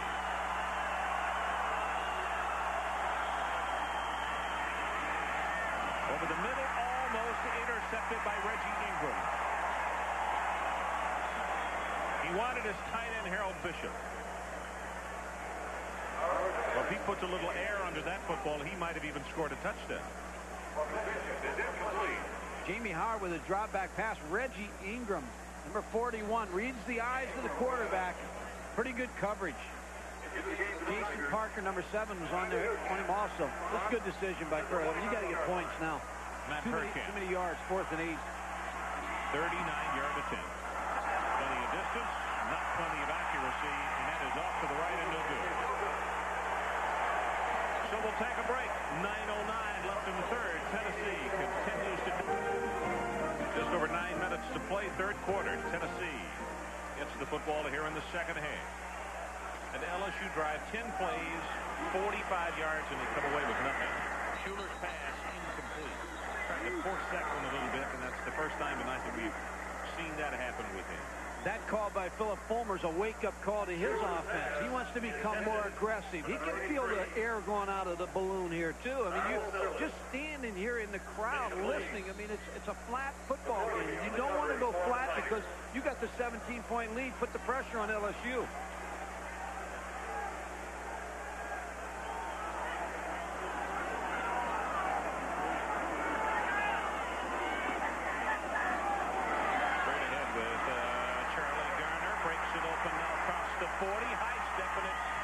To midfield, and Rovello Swan pushes him out of bounds.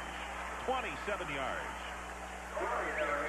Tennessee does a nice job of cutting back plays. You see the offensive linemen here are going to work inside, and what happens then? You over-pursue the play.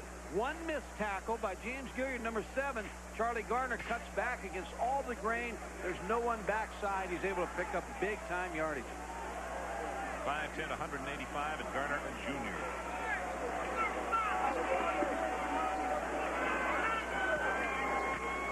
This is the big fullback, Mario Brunson. Bo Davis, the nose guard, senior out of Mendenhall, Mississippi, just not too far up the road. Makes the defensive stop for the Tigers. Mike, how much wind does it take out of the sails of this entire LSU football team by having that drive look as though it was going to do something and then just fall flat on its face? It's like taking a pin to a balloon. I mean, it just all comes out.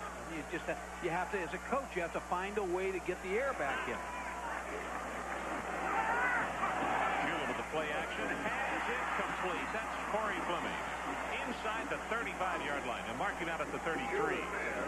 I like the play calling by Tennessee. Tennessee's the aggressor again. Now they're back to what they did in the first half with Heath Shuler. Run the football, play action pass, different routes, try to get the ball to Fleming, 12, and Faulkner, number 4. That play good for 18.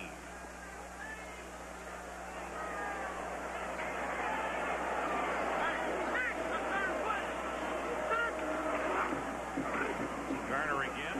Boy, look at the move and another move. This time to the 27. That's Ray Adams, a senior out of Jasper, Texas, who makes the tackle. We have not called Adams' name very much tonight. No, you're right, Ron. And the play is designed to go to the right, but Garner, Charlie Garner, number 30, just has his eyes wide open, and he sees the cutback lane, and if he can avoid the one tackle, he's into the secondary because everybody's pursuing to the other side. Garner and Kenneth Campbell, setbacks again. And the first time we've seen him tonight, and the fullback out of Chattanooga puts a head down. Anthony Williams will stop him at the 23. Even though we're in the third quarter and you talk about the 3 tailback system, what the 3 tailback system gives you, fresh legs always. And somebody who's at the tailback position that always wants to, he knows he's only going to get a certain amount of carries in a game. He's going to try to make the best of it. So you really have an active tailback in there all the time that's fresh. Get timeout for a measurement. 7:31 left in the third quarter. Tennessee 17-0. It's been a very rapid ball game. Mike, we have only been on about 2 hours now. Boy, that tells the whole story right there. 132-21. Tell you who else is working tonight. Talk about all the tailbacks that have been used. Tennessee has used 9 wide receivers in this ball game. 9.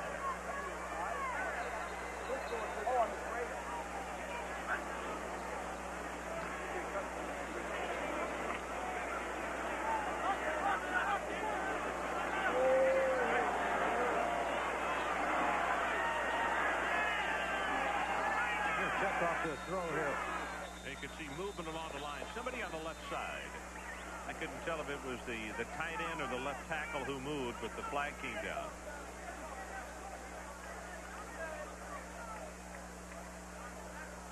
Good ball foul. False start on the offense. 5-yard penalty. First down. Penalties on Robert Todd, number 97, but I believe what Heath Shuler was trying to do was check off because he had 9 people up on the up near the line of scrimmage, and he had a one-on-one on the outside with his wide receiver. Little counter play. Garner. Most people would have lost about 3 or 4 yards. Gilliard finally brings him down, but he makes it back almost to the line of scrimmage. That penalty, by the way, the 5th for 30 yards against the Volunteers. Garner now rushing 7 carries for 57 yards. Stewart started the evening. We've seen Hayden, then Garner, and they continue to interchange them.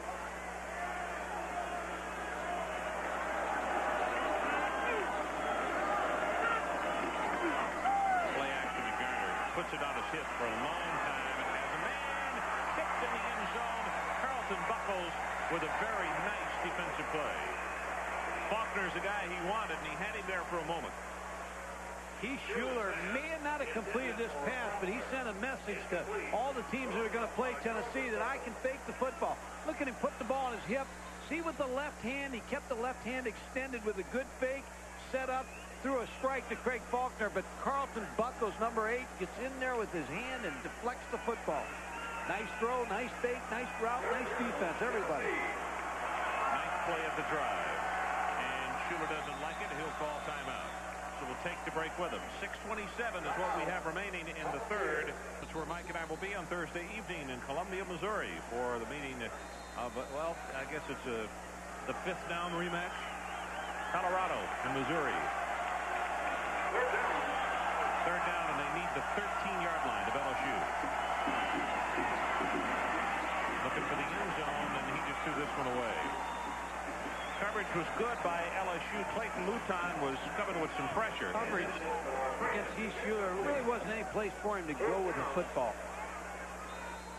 Went to the no backs, and it was covered very well by LSU. John Bexforth will attempt a field goal of 46 yards. John Bexforth. The spot is at the 36-yard line.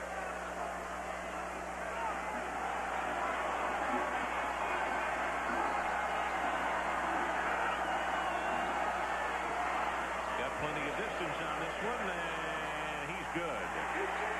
John Bexforth puts the Tennessee Volunteers on top by a count of 20-0. $1,000 to each school's general scholarship, and on behalf of these athletes, and we say congratulations. They came back. I don't like what's happening out there. Bill Fulmer's telling his team about the fact they're coming back. You can hear him say, I don't like what's happening out there. Well, they went flat. Score. Make things happen.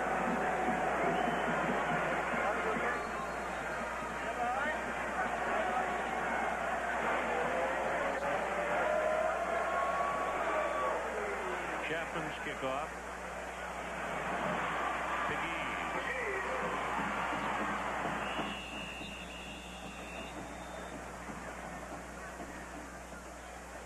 Go to Adrian Karsten. Well, Ron, you talk about Coach Major's heart attack, but that is not the only adversity the Volunteers team has experienced this year. The shamrock on the back of the Volunteers helmets is unique. Memory of the Irish pride of Tim Caron, who died this summer of an aneurysm. He was the team's head trainer. He was with Johnny Majors for over 20 years, started his career up at Pittsburgh. 44 years old, he leaves behind 6 children. Just a nice touch by Tennessee. He was a very, very nice man. We all knew him. Will be complete at the 34. That's Beck. Brett Beck, number 87, who makes the reception. Is complete to Brett Beck. Sprint out to Todd Kelly's side to try to control him a little bit with 2 backs blocking on Todd Kelly. 20-0. Tennessee on top. 5:40 to play third quarter. Jay Johnson, the freshman from Waco, gets a shot, and he won't go very far in the grasp of Ben Talley. This defense is coming of age every week. Larry Marmon, the defensive coordinator, wasn't there in the spring, Ron. He was at Ohio State and then joined Tennessee in the fall when Larry Lacewell left for the Dallas Cowboys. And it's tough because he said the toughest thing he's had to do is build trust with his players. Here he just walked in the fall. Nobody knew who he was. He didn't know the players, only by number. That was David Cutcliffe sitting next to him there, who calls the offensive plays from up in the booth down to Phil Former on the sideline. Wrong signal, wrong pass route, something here. We had a go up the sideline, and that pass was nowhere close to it on the third down. Howard is 8 of 15 for 81 yards. And that's almost the story of the LSU offense tonight. Miscommunication. I think you have to look to Ryan Huffman now, the second-team quarterback, not to Jamie Howard's been playing that poorly. You just have to look for somebody to ignite you, so you may need to try your second-team quarterback. Line drive kick. Summers will run away from it, and this takes an LSU bounce and out of bounds at the 28. So it's a 38-yard kick, and we'll take a break. We'll be right back. Well, that's kind of what Tennessee has done tonight to LSU in your face. 20-0 with just under 5 minutes to play in this third quarter. Stewart and Brunson, the setbacks, and it'll be Stewart. We'll see if Phil Former's little lecture to the offensive line has any effect. To talk about depth, Tennessee, we talked about the youth of LSU. Tennessee is very young in spots as well. But for instance, Mike, 8 different rushers they have used in the football game tonight, and 6 different receivers have caught the football. They have used 8 different receivers as well. Well, this was a team nobody thought would be in the thick of the SEC race, but they're developing depth as they're developing confidence. It's Mose Phillips, the lone setback behind Heath Schuler. He'll get the handoff. Cross 37, maybe to the 38. Very close to the first down. Robert DeChâtel, a sophomore out of Lake Charles, makes the tackle. Johnny Majors in complete control. His team is just totally in control of this football game.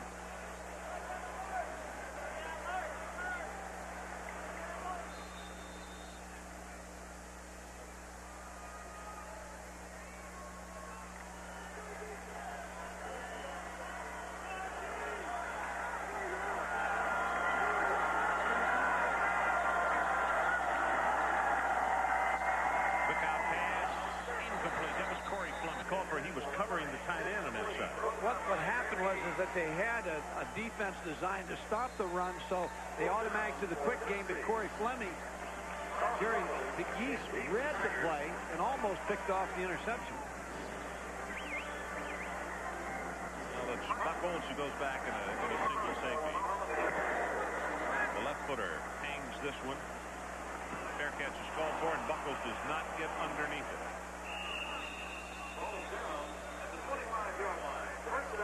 Well, for Tennessee, as far as the SEC schedule for Johnny Majors and his football team, there was the first big shot that was fired, 34-31 over Georgia, then a 31-14 rout over Florida, and here's what they have left: Arkansas, Alabama. Those games at home and on the road at South Carolina, back home against Kentucky, and then at Vanderbilt. Good schedule. This was a major test because it was on the road.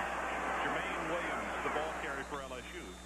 First time we've seen him carry the ball tonight, and George Kidd will stop him, but it's a gain of 5. Wouldn't you think, as you look at their schedule, that barring any unforeseen injuries or barring any unforeseen anything happening bad to them, that they will be in the first SEC championship game? It looks like that. And you know, is it possible that if they play Alabama on third Saturday in October, that they could have a rematch in that SEC title game? Yeah, it is.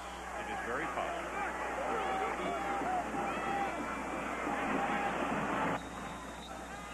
Jermaine Williams hit by J.J. Surlis. Well, you can hear some, not just groans, they're getting kind of vocal here at the old ballpark. That's tough, and when you're the head coach and when things are not just going the way you want and you're not executing and you're not playing, you're looking always for answers in a game for the rest of the season too, because LSU still has remaining games left that they want to just keep showing improvement in. Third down conversions, the Tigers are 3 of 11. Pass is caught by Jacob. First down plus about 15. Jason Parker finally makes the stop for Tennessee. Jamie Howard's pass is complete. LSU is able to get Wesley Jacob in a one-on-one situation with David Bennett. And now he just breaks away from him in man coverage and picks up some nice yardage. And those boos are quieted, and now they're back on the bandwagon again. What have you done for me lately? Under 2 minutes to play third quarter.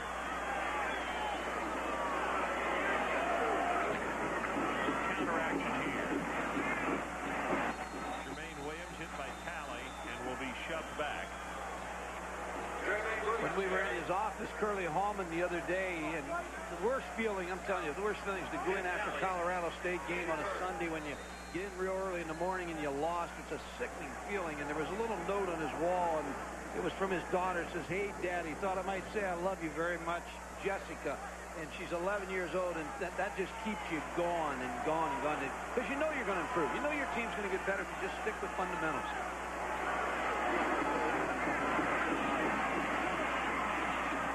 That pass well overthrown. You know, we might, if we could, take one more look at that graphic that came up a moment ago, which sums up, we said at halftime, LSU in rushing yardage, 17 carries for 6 yards, and you can see on the night how far below their season total that they are. Here it is.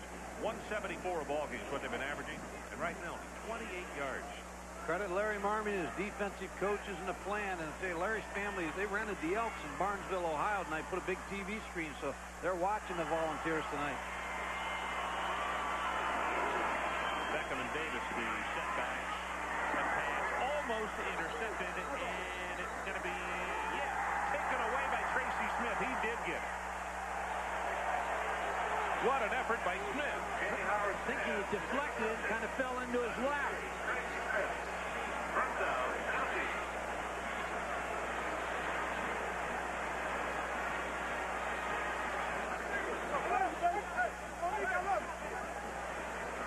Little quick pass out to the left. Tracy Smith, number 3, comes inside. Boy, and he did. stole the ball. He did. It's like it stayed on his shoe top, and he just scooped it off of there. Goes away for Odell Beckham. Paul Cook back in at quarterback. And that pass will be complete to Corey Fleming at the 45.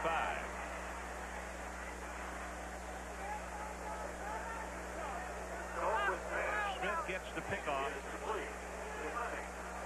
And you feel badly for the freshman quarterback. You know, he just trying the best he can out there and just can't get the whole thing in sync.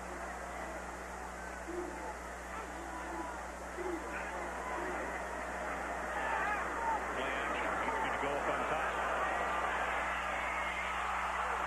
Intercepted by Carlton Buckles. Nope, did not hold on. Okay, they're wearing Carlton Buckles out tonight on that left corner position. They've been trying to go deep all evening on that side. Corey Fleming, number 12. Reverse angle. Carlton Buckles, number 8, up for the challenge.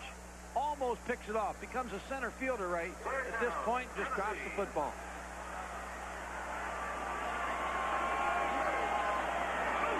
Third down for the Volunteers. Phillips gets treated rudely at the line of scrimmage. That's going to be 4th down, and the Vols will have to kick it back. That's Swan defensively who stepped up into the hole. So now Buckles, who had to look over his shoulder a moment ago on that attempted interception, now gets to face the ball as he is the deep single safety.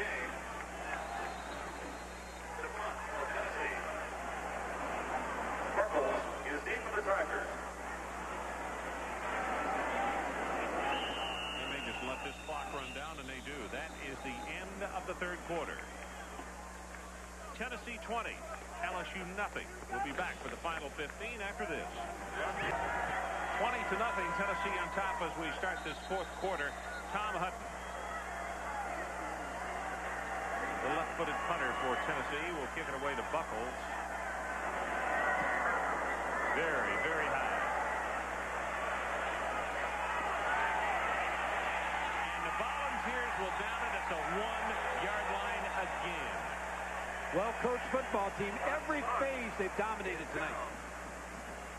Well, it's a football festival next Saturday on ESPN. First, it's College Game Day at 11:30 Eastern Time for all the features and previews.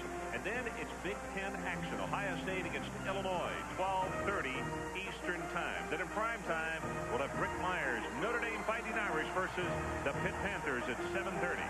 And then finally, Pac-10 action as UCLA hosts Stanford and Glenn Milburn at 10:30 from the Rose Bowl. All next Saturday right here on ESPN.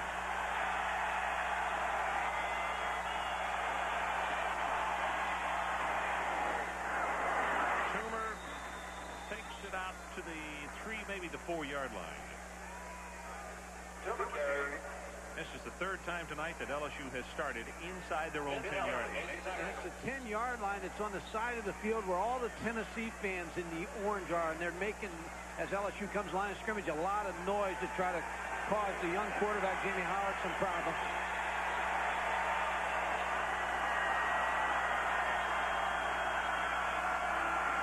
Play action, Toomer.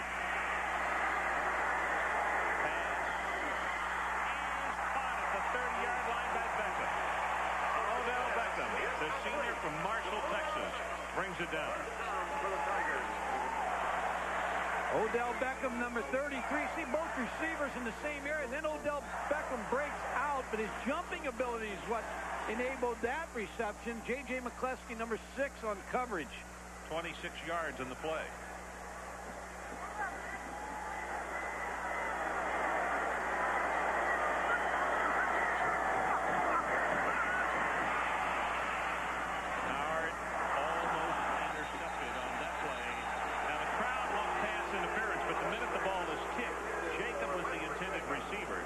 He may have thought that he been bumped prior to the ball getting in. Once it's tipped, obviously, pass interference is over.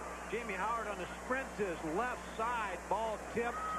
And then you're right, Ron. The contacts made on Wesley Jacob by J.J. McCluskey. J.J. had a tight grip around his waist. Howard is 10 of 20, 124 yards and the 1 interception.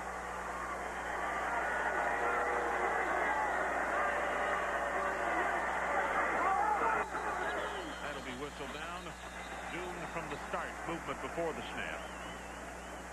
The center stepped back and stepped on the foot of Jamie Howard, number 4. He wasn't able to get out from underneath the center. Dead ball foul. False start on the offense. Second down. You're wondering about the backup for Jamie Howard. It's another freshman, Ryan Huffman. There's a center by the center. He tried to Frank Godfrey. He moved the ball and then tried to get it back. He was a little anxious. That looks like one of our replays when we started. Stop it and back it up. He was going to take it back to position A.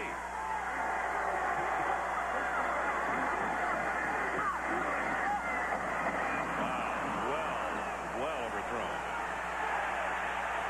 No, I think this is a good call right here.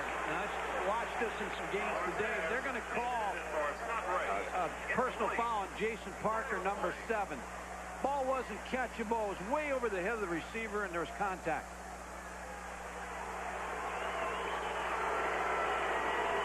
Now, I don't know if Jason Parker, let's look at it, number 7, see if he could stop here. See, the ball's way over. There's the hit right there. No, it's definitely a good call. Yep. The man was vulnerable. Pass was not catchable, but it's a personal foul.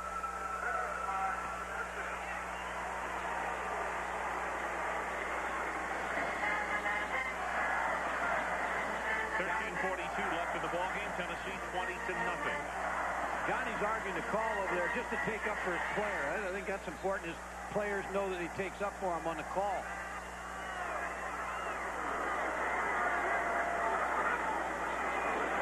Switchback comes to Artie Moore.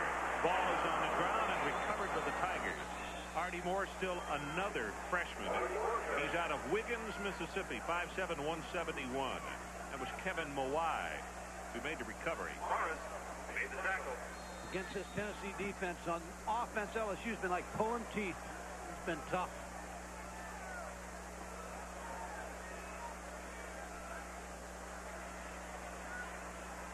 So Artie Moore comes to the sideline as he's right back out of the game, and Beckham is the only setback.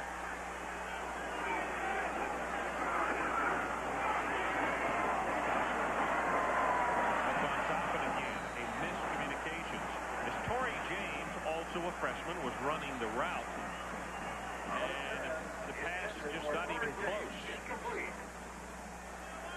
There's going to be a day when these freshmen turn into sophomores and juniors that you'll look back on these days and see the development of this football team. They're just too young, too many freshmen playing.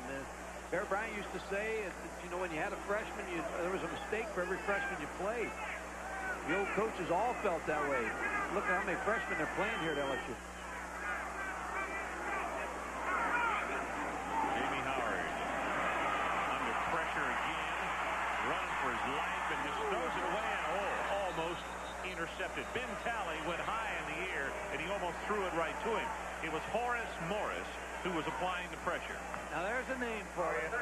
Horace Morris with the pressure, number 85. I think Horace Morris and Ravelro are this week's all-name team.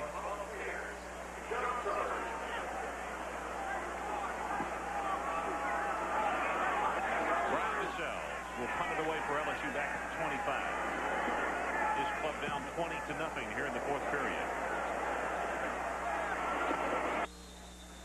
Covers with the fair catch, 39-yard kick, and his Tennessee defense says a marker is down. As he's pitching a shutout right now with 12:43 left in the ball game.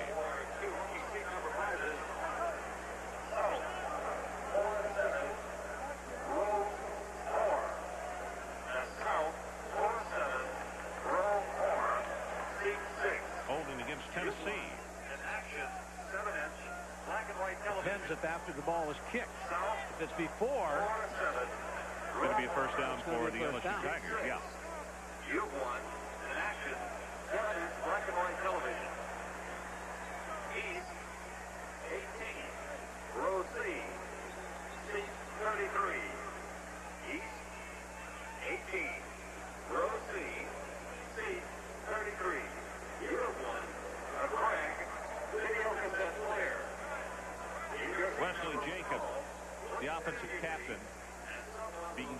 his options. Congratulations from Silo. Silo, TV, video, audio, and appliances at the guaranteed lowest prices. Silo is proud to be a sponsor of LSU Athletics. Holding on the defense. Post-scrimmage kick foul. 10-yard penalty from the end of the kick. First down. So that told us what we wanted to know. Post-play foul.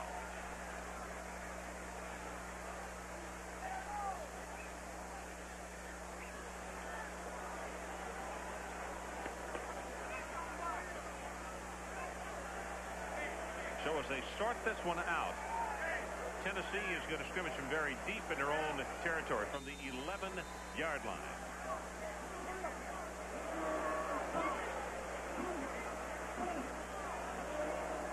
Still discussing it, too. I'm not sure they have come to a final decision here, but now they're going to come over and explain to Curley what. I misexplained it. Let me tell you. You had a post-scrimmage kick, so that means you ain't got any sense. You got to go to the end of the run. That's all. You're downfield on the hole. This one is downfield on the hole. Okay, and I tell you what, the post-scrimmage kick, we got to go. There ain't no other option. I misunderstood what he told me. I thought we had a line of scrimmage foul, which we didn't. The foul he explained to me has to go from the end of the kick. If it happened, we didn't. Hey, I got one more flag. Adrian Carson, what do you have for us? Well, Ron, for all the reputation of, you know, you win so darn many games in Death Valley, and it's the toughest place to play at night and all that type of thing. I just walked by a couple of players here on the LSU side. They said, maybe we should go back to playing day games here. And so LSU calls a timeout, and we'll take it with them. 12:43 left in the ball game. Tennessee, welcome back to Baton Rouge. Ron Franklin, Mike Gottfried, and Adrian Karsten. Just under 13 minutes to play, and Tennessee 20-0. This is Charlie Garner. Spins off one tackle. Mike Hewitt, a junior out of Slidell, Louisiana, will finish him off on the tackle. This is the worst field position that Tennessee will have started with all evening long. They've been averaging at their own 39-yard line. And we talking about early how the field position really helps you cut loose the young quarterback, and Heath was able to cut loose early in the game.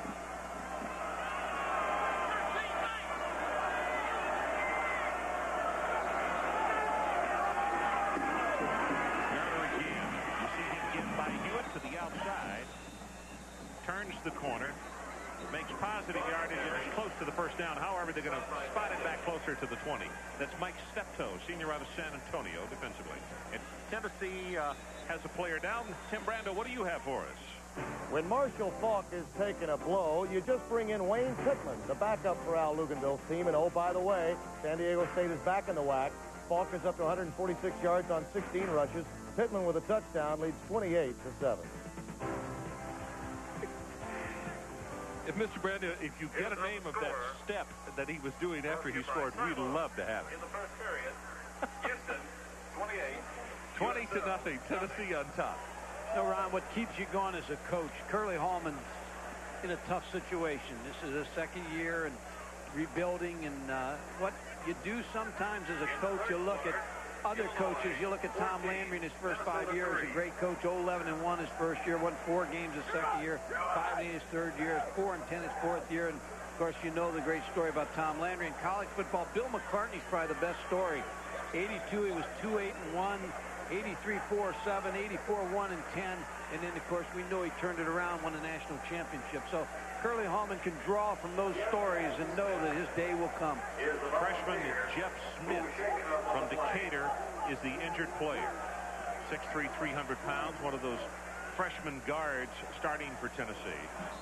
And we'll try to get a report as he is helped off the field.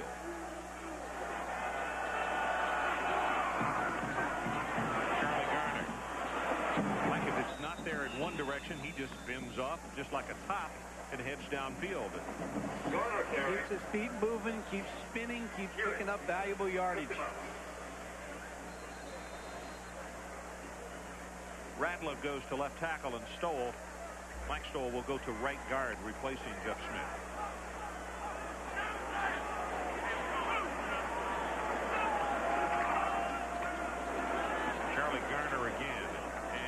going to have the first down at the 33. Coming up next Saturday, Illinois at Ohio State. Next Saturday, 12:30 Eastern Time. That one just announced this evening. And in the game on the West Coast, Stanford is at UCLA next Saturday, 10 o'clock Eastern Time, in that vicinity.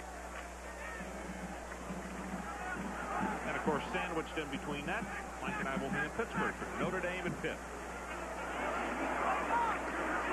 Charlie Garner, he's getting quite a workout. Breaks it open and then gets smacked. And Tim Brando. New Mexico making a move against San Diego State. Take a look at Stoney Case, a 42-yard option keeper, and that would pull New Mexico to within 2 touchdowns. Marshall Faulk may need to play more yet. Lobos trying to rebound. This entire season has been a rebound for them. Got that big win over TCU earlier, which they were heavy underdogs in. David Walkup will step into the hole and tackle Charlie Garner as the clock about to go under 10 minutes left in the ball game. Tennessee 20-0.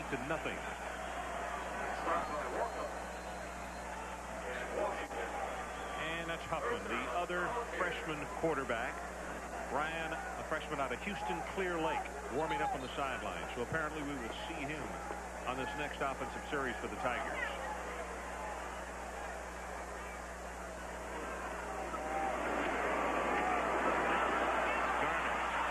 The corner, changes hands with the football, and is pushed out of bounds at the 45.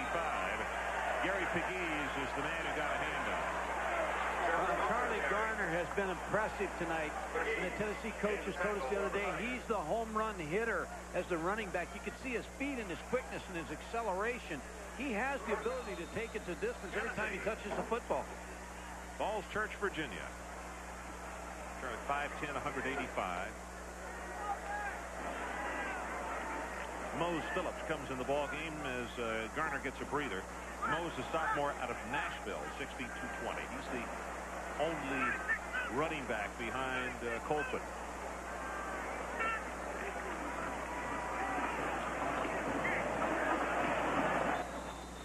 And Adrian Karsten, what do you have for us? Bad news for the Volunteers. Injury to right guard Jeff Smith is a deep bruise, possible fracture of the small bone in his left ankle. Out for the rest of the game. X-rays are pending. Well, that's not good news. We hope they get a good report on him. You can see it being iced down on the sideline immediately. I said Colquitt a minute ago. Obviously, I met Pete Schuler operating this team at quarterback. As you look at Big Jeff, 6'3", 300 pounds, a first-year player from Decatur. Schuler looks at the blitz, gets the quick out pass to Faulkner. Almost breaks off the tackle, but where he does so is out of bounds, and they're going to step him out at the 40. It was Rodney Young out of Grambling, Louisiana, makes the tackle. Game's getting underway out west. Maryland with 40 points against Pitt. Minnesota. Jim Wacker gets his first win, and Ole Miss picks up an important victory.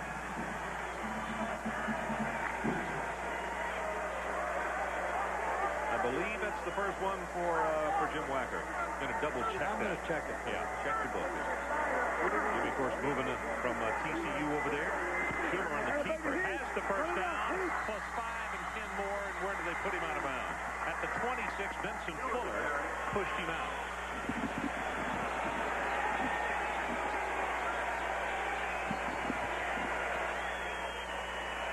Schuler just continues to gain confidence in this football game as a sophomore quarterback.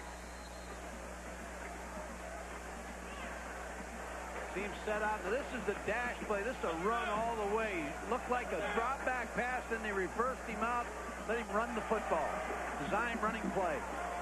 11th play of the drive coming right here. Look at Garner. Loses the football. LSU recovers. So enter a new quarterback as well as Bo Davis makes the recovery. And I believe we're going to see Ryan Huffman, the freshman from Houston Clear Lake, on offense for the first time tonight. And LSU football was two winning teams. Coach support the 1992 Tigers. You can see on the sideline, which is important, Mike Begard, the defensive coordinator, keeping his team up. Here's the fumble. Just trying to move the football. Looked like Charlie Garner trying to change hands with it. Bo Davis in there recovering the football. As we said, Ryan Huffman comes on at quarterback. First time that we've seen him this season. He's going to run with it. Ryan is 6'2", 210. And Paul Yatkowski, who is a backup defensive tackle behind J.J. Surlis in the ball game, and he makes the stop. He's a junior out of Winnipeg, Manitoba. Michigan got it going today. The Aggies got another scare. And Penn State with a big win. Alabama got their offense moving today.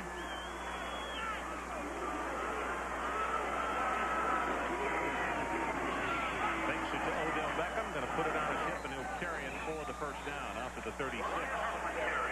This drive is solely for the next games because now you have to decide, Curly Hallman, who's your quarterback's going to be. Big win for Stanford today against Notre Dame. Mike, the last time I looked at that score, Wisconsin, Barry Alvarez, congratulations to them. That's a huge win. But the last time I looked at that score, wasn't Notre Dame up 16-0? I believe they were, and Stanford came back and unanswered. Wins big. Clock under 8 minutes to play in this one. Straight ahead to Odell Beckham.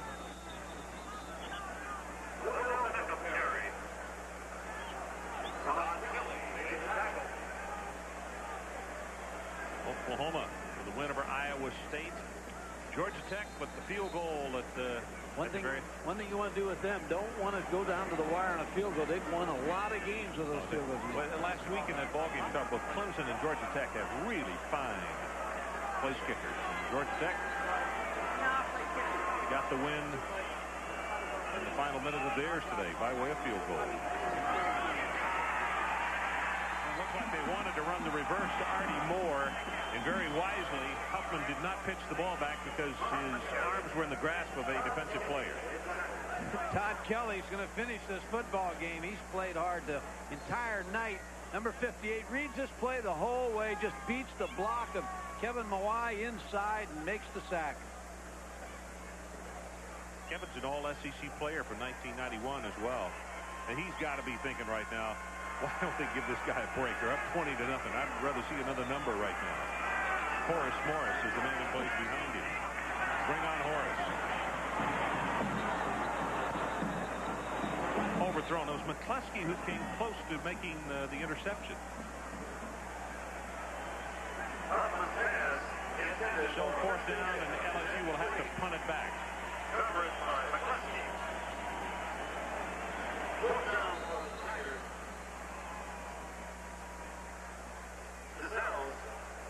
Ryan DeSalles to punt again to Sean Summers. Wind is picked up. He is kicking into a considerable more breeze. See if Summers gets an opportunity to return it. No, kind of a line drive kick, and Summers runs away from it. So let's take a break. 6:25 left in the Tennessee with Heath Shuler. 6:25 left in this one, and they've got a shutout going. They have not shut out LSU since back in 1944. I believe 13-0 was that score. Tennessee on offense right now. Maybe the Tigers will get an opportunity to put something on the scoreboard to avert that. Trying to do something, though, they have not done in 48 years.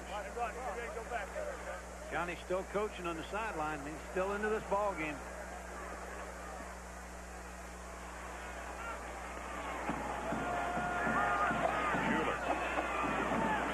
Corner. Wow. Takes a pretty good shot right there. Hilliard is the first man to come up along with DeChâtel.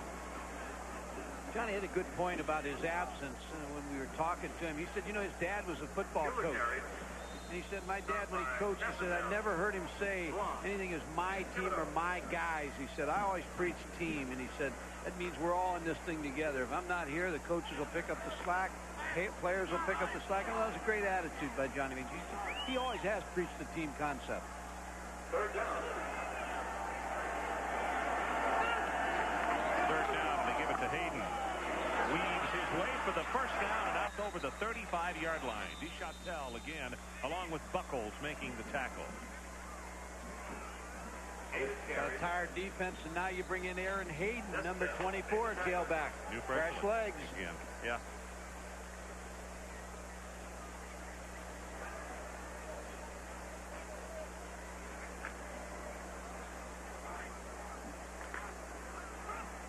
As we mentioned in the first half, a sophomore out of Detroit, 6 feet 206. We'll give it to him again. This situation is almost like a scrimmage for Tennessee. Is some of the guys a little rowdy underneath the pile there? Is they're just getting to look at some guys under given situations to evaluate who's doing what?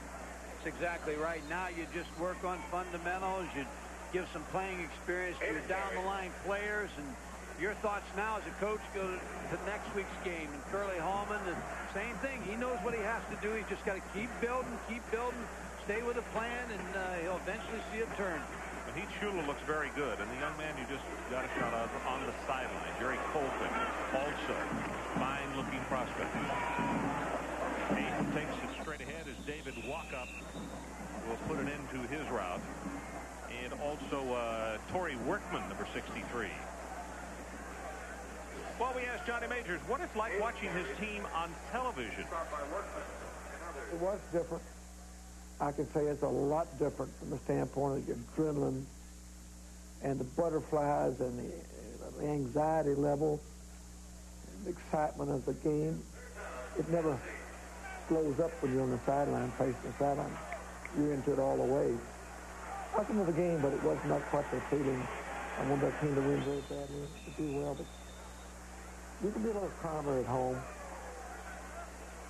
Mike, the one thing I was interested in, that I asked him in the next question, I said, did you second-guess Phillip and the offensive staff on some things they called? And it was almost like something was about to roll off his lips. And he said, oh, no, I wouldn't question my staff. Wouldn't second-guess him is what he said. The other thing you can do when you're at home is go to the refrigerator.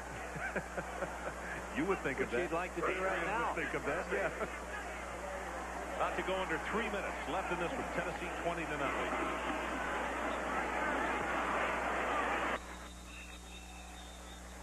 Hayden on the carry, and Gilliard is there to make the stop on him. Adrian Karsten, what do you have for us, sir? Well, Ron, I've got Anthony Marshall, who was touted coming into this year as one of the SEC's best cornerbacks. You can't play Anthony because of disciplinary suspension. How tough is this to watch this game tonight? Can't contribute. Well, you know, it's hard on you because, you know you can get out and help your team, and you want to help your team as much as possible, but in the circumstances that in hand, you know, that you can't. But it's just, I'm just taking it as a learning a lesson on just trying to get over this hump. How do you contribute to your team now? I mean, you're doing your best you can in practice. How do you see your role? Well, right now, the role that I've been placed upon me is to get my team ready to battle on offense. And I've been working hard, on scout team, trying to get them a good look. But as we look at the score now, I haven't been doing a good job on that either. All right, sir, you get a second chance. Do the best with it. Ron? Okay, Adrian. You admire the young man for his stick-to-itness, and I also admire Curly Hallman in sticking by his guns because, I mean, LSU needs some more firepower. They could use him, but a coach has got to stick by his guns with discipline, doesn't he? Or he opens up as a bad example for everybody. Well, you set your discipline, you set your rules, and then you have to follow it. And then your players understand when the next group of players come in that there's not two sets of rules. 127 and counting.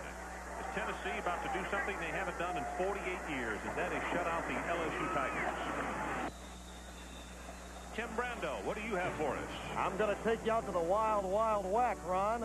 Wayne Pittman, Marshall Faulk's backup, is the up back in the deep punt formation, and he takes it on the fake down to the 11. 2 rushes for 50 yards for him. That's about on Marshall's course. And then what does Faulk do? He cracks it in from 11 yards out, 157 yards on the game, a 35-14 lead. Chris Fowler joins Lee Corso and Greg James after the game, fellas. Thank you, Timmy. We are under a minute in this one. 10th play of the drive for Tennessee. Mo Phillips. And he'll go inside the 30 in the grasp of Ricardo Washington. A lot learned by Jamie Howard, the freshman from Lafayette tonight, as he started this ball game at quarterback.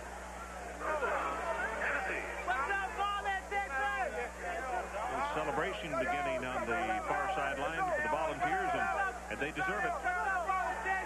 They go home for 2 games back-to-back, Arkansas and Alabama.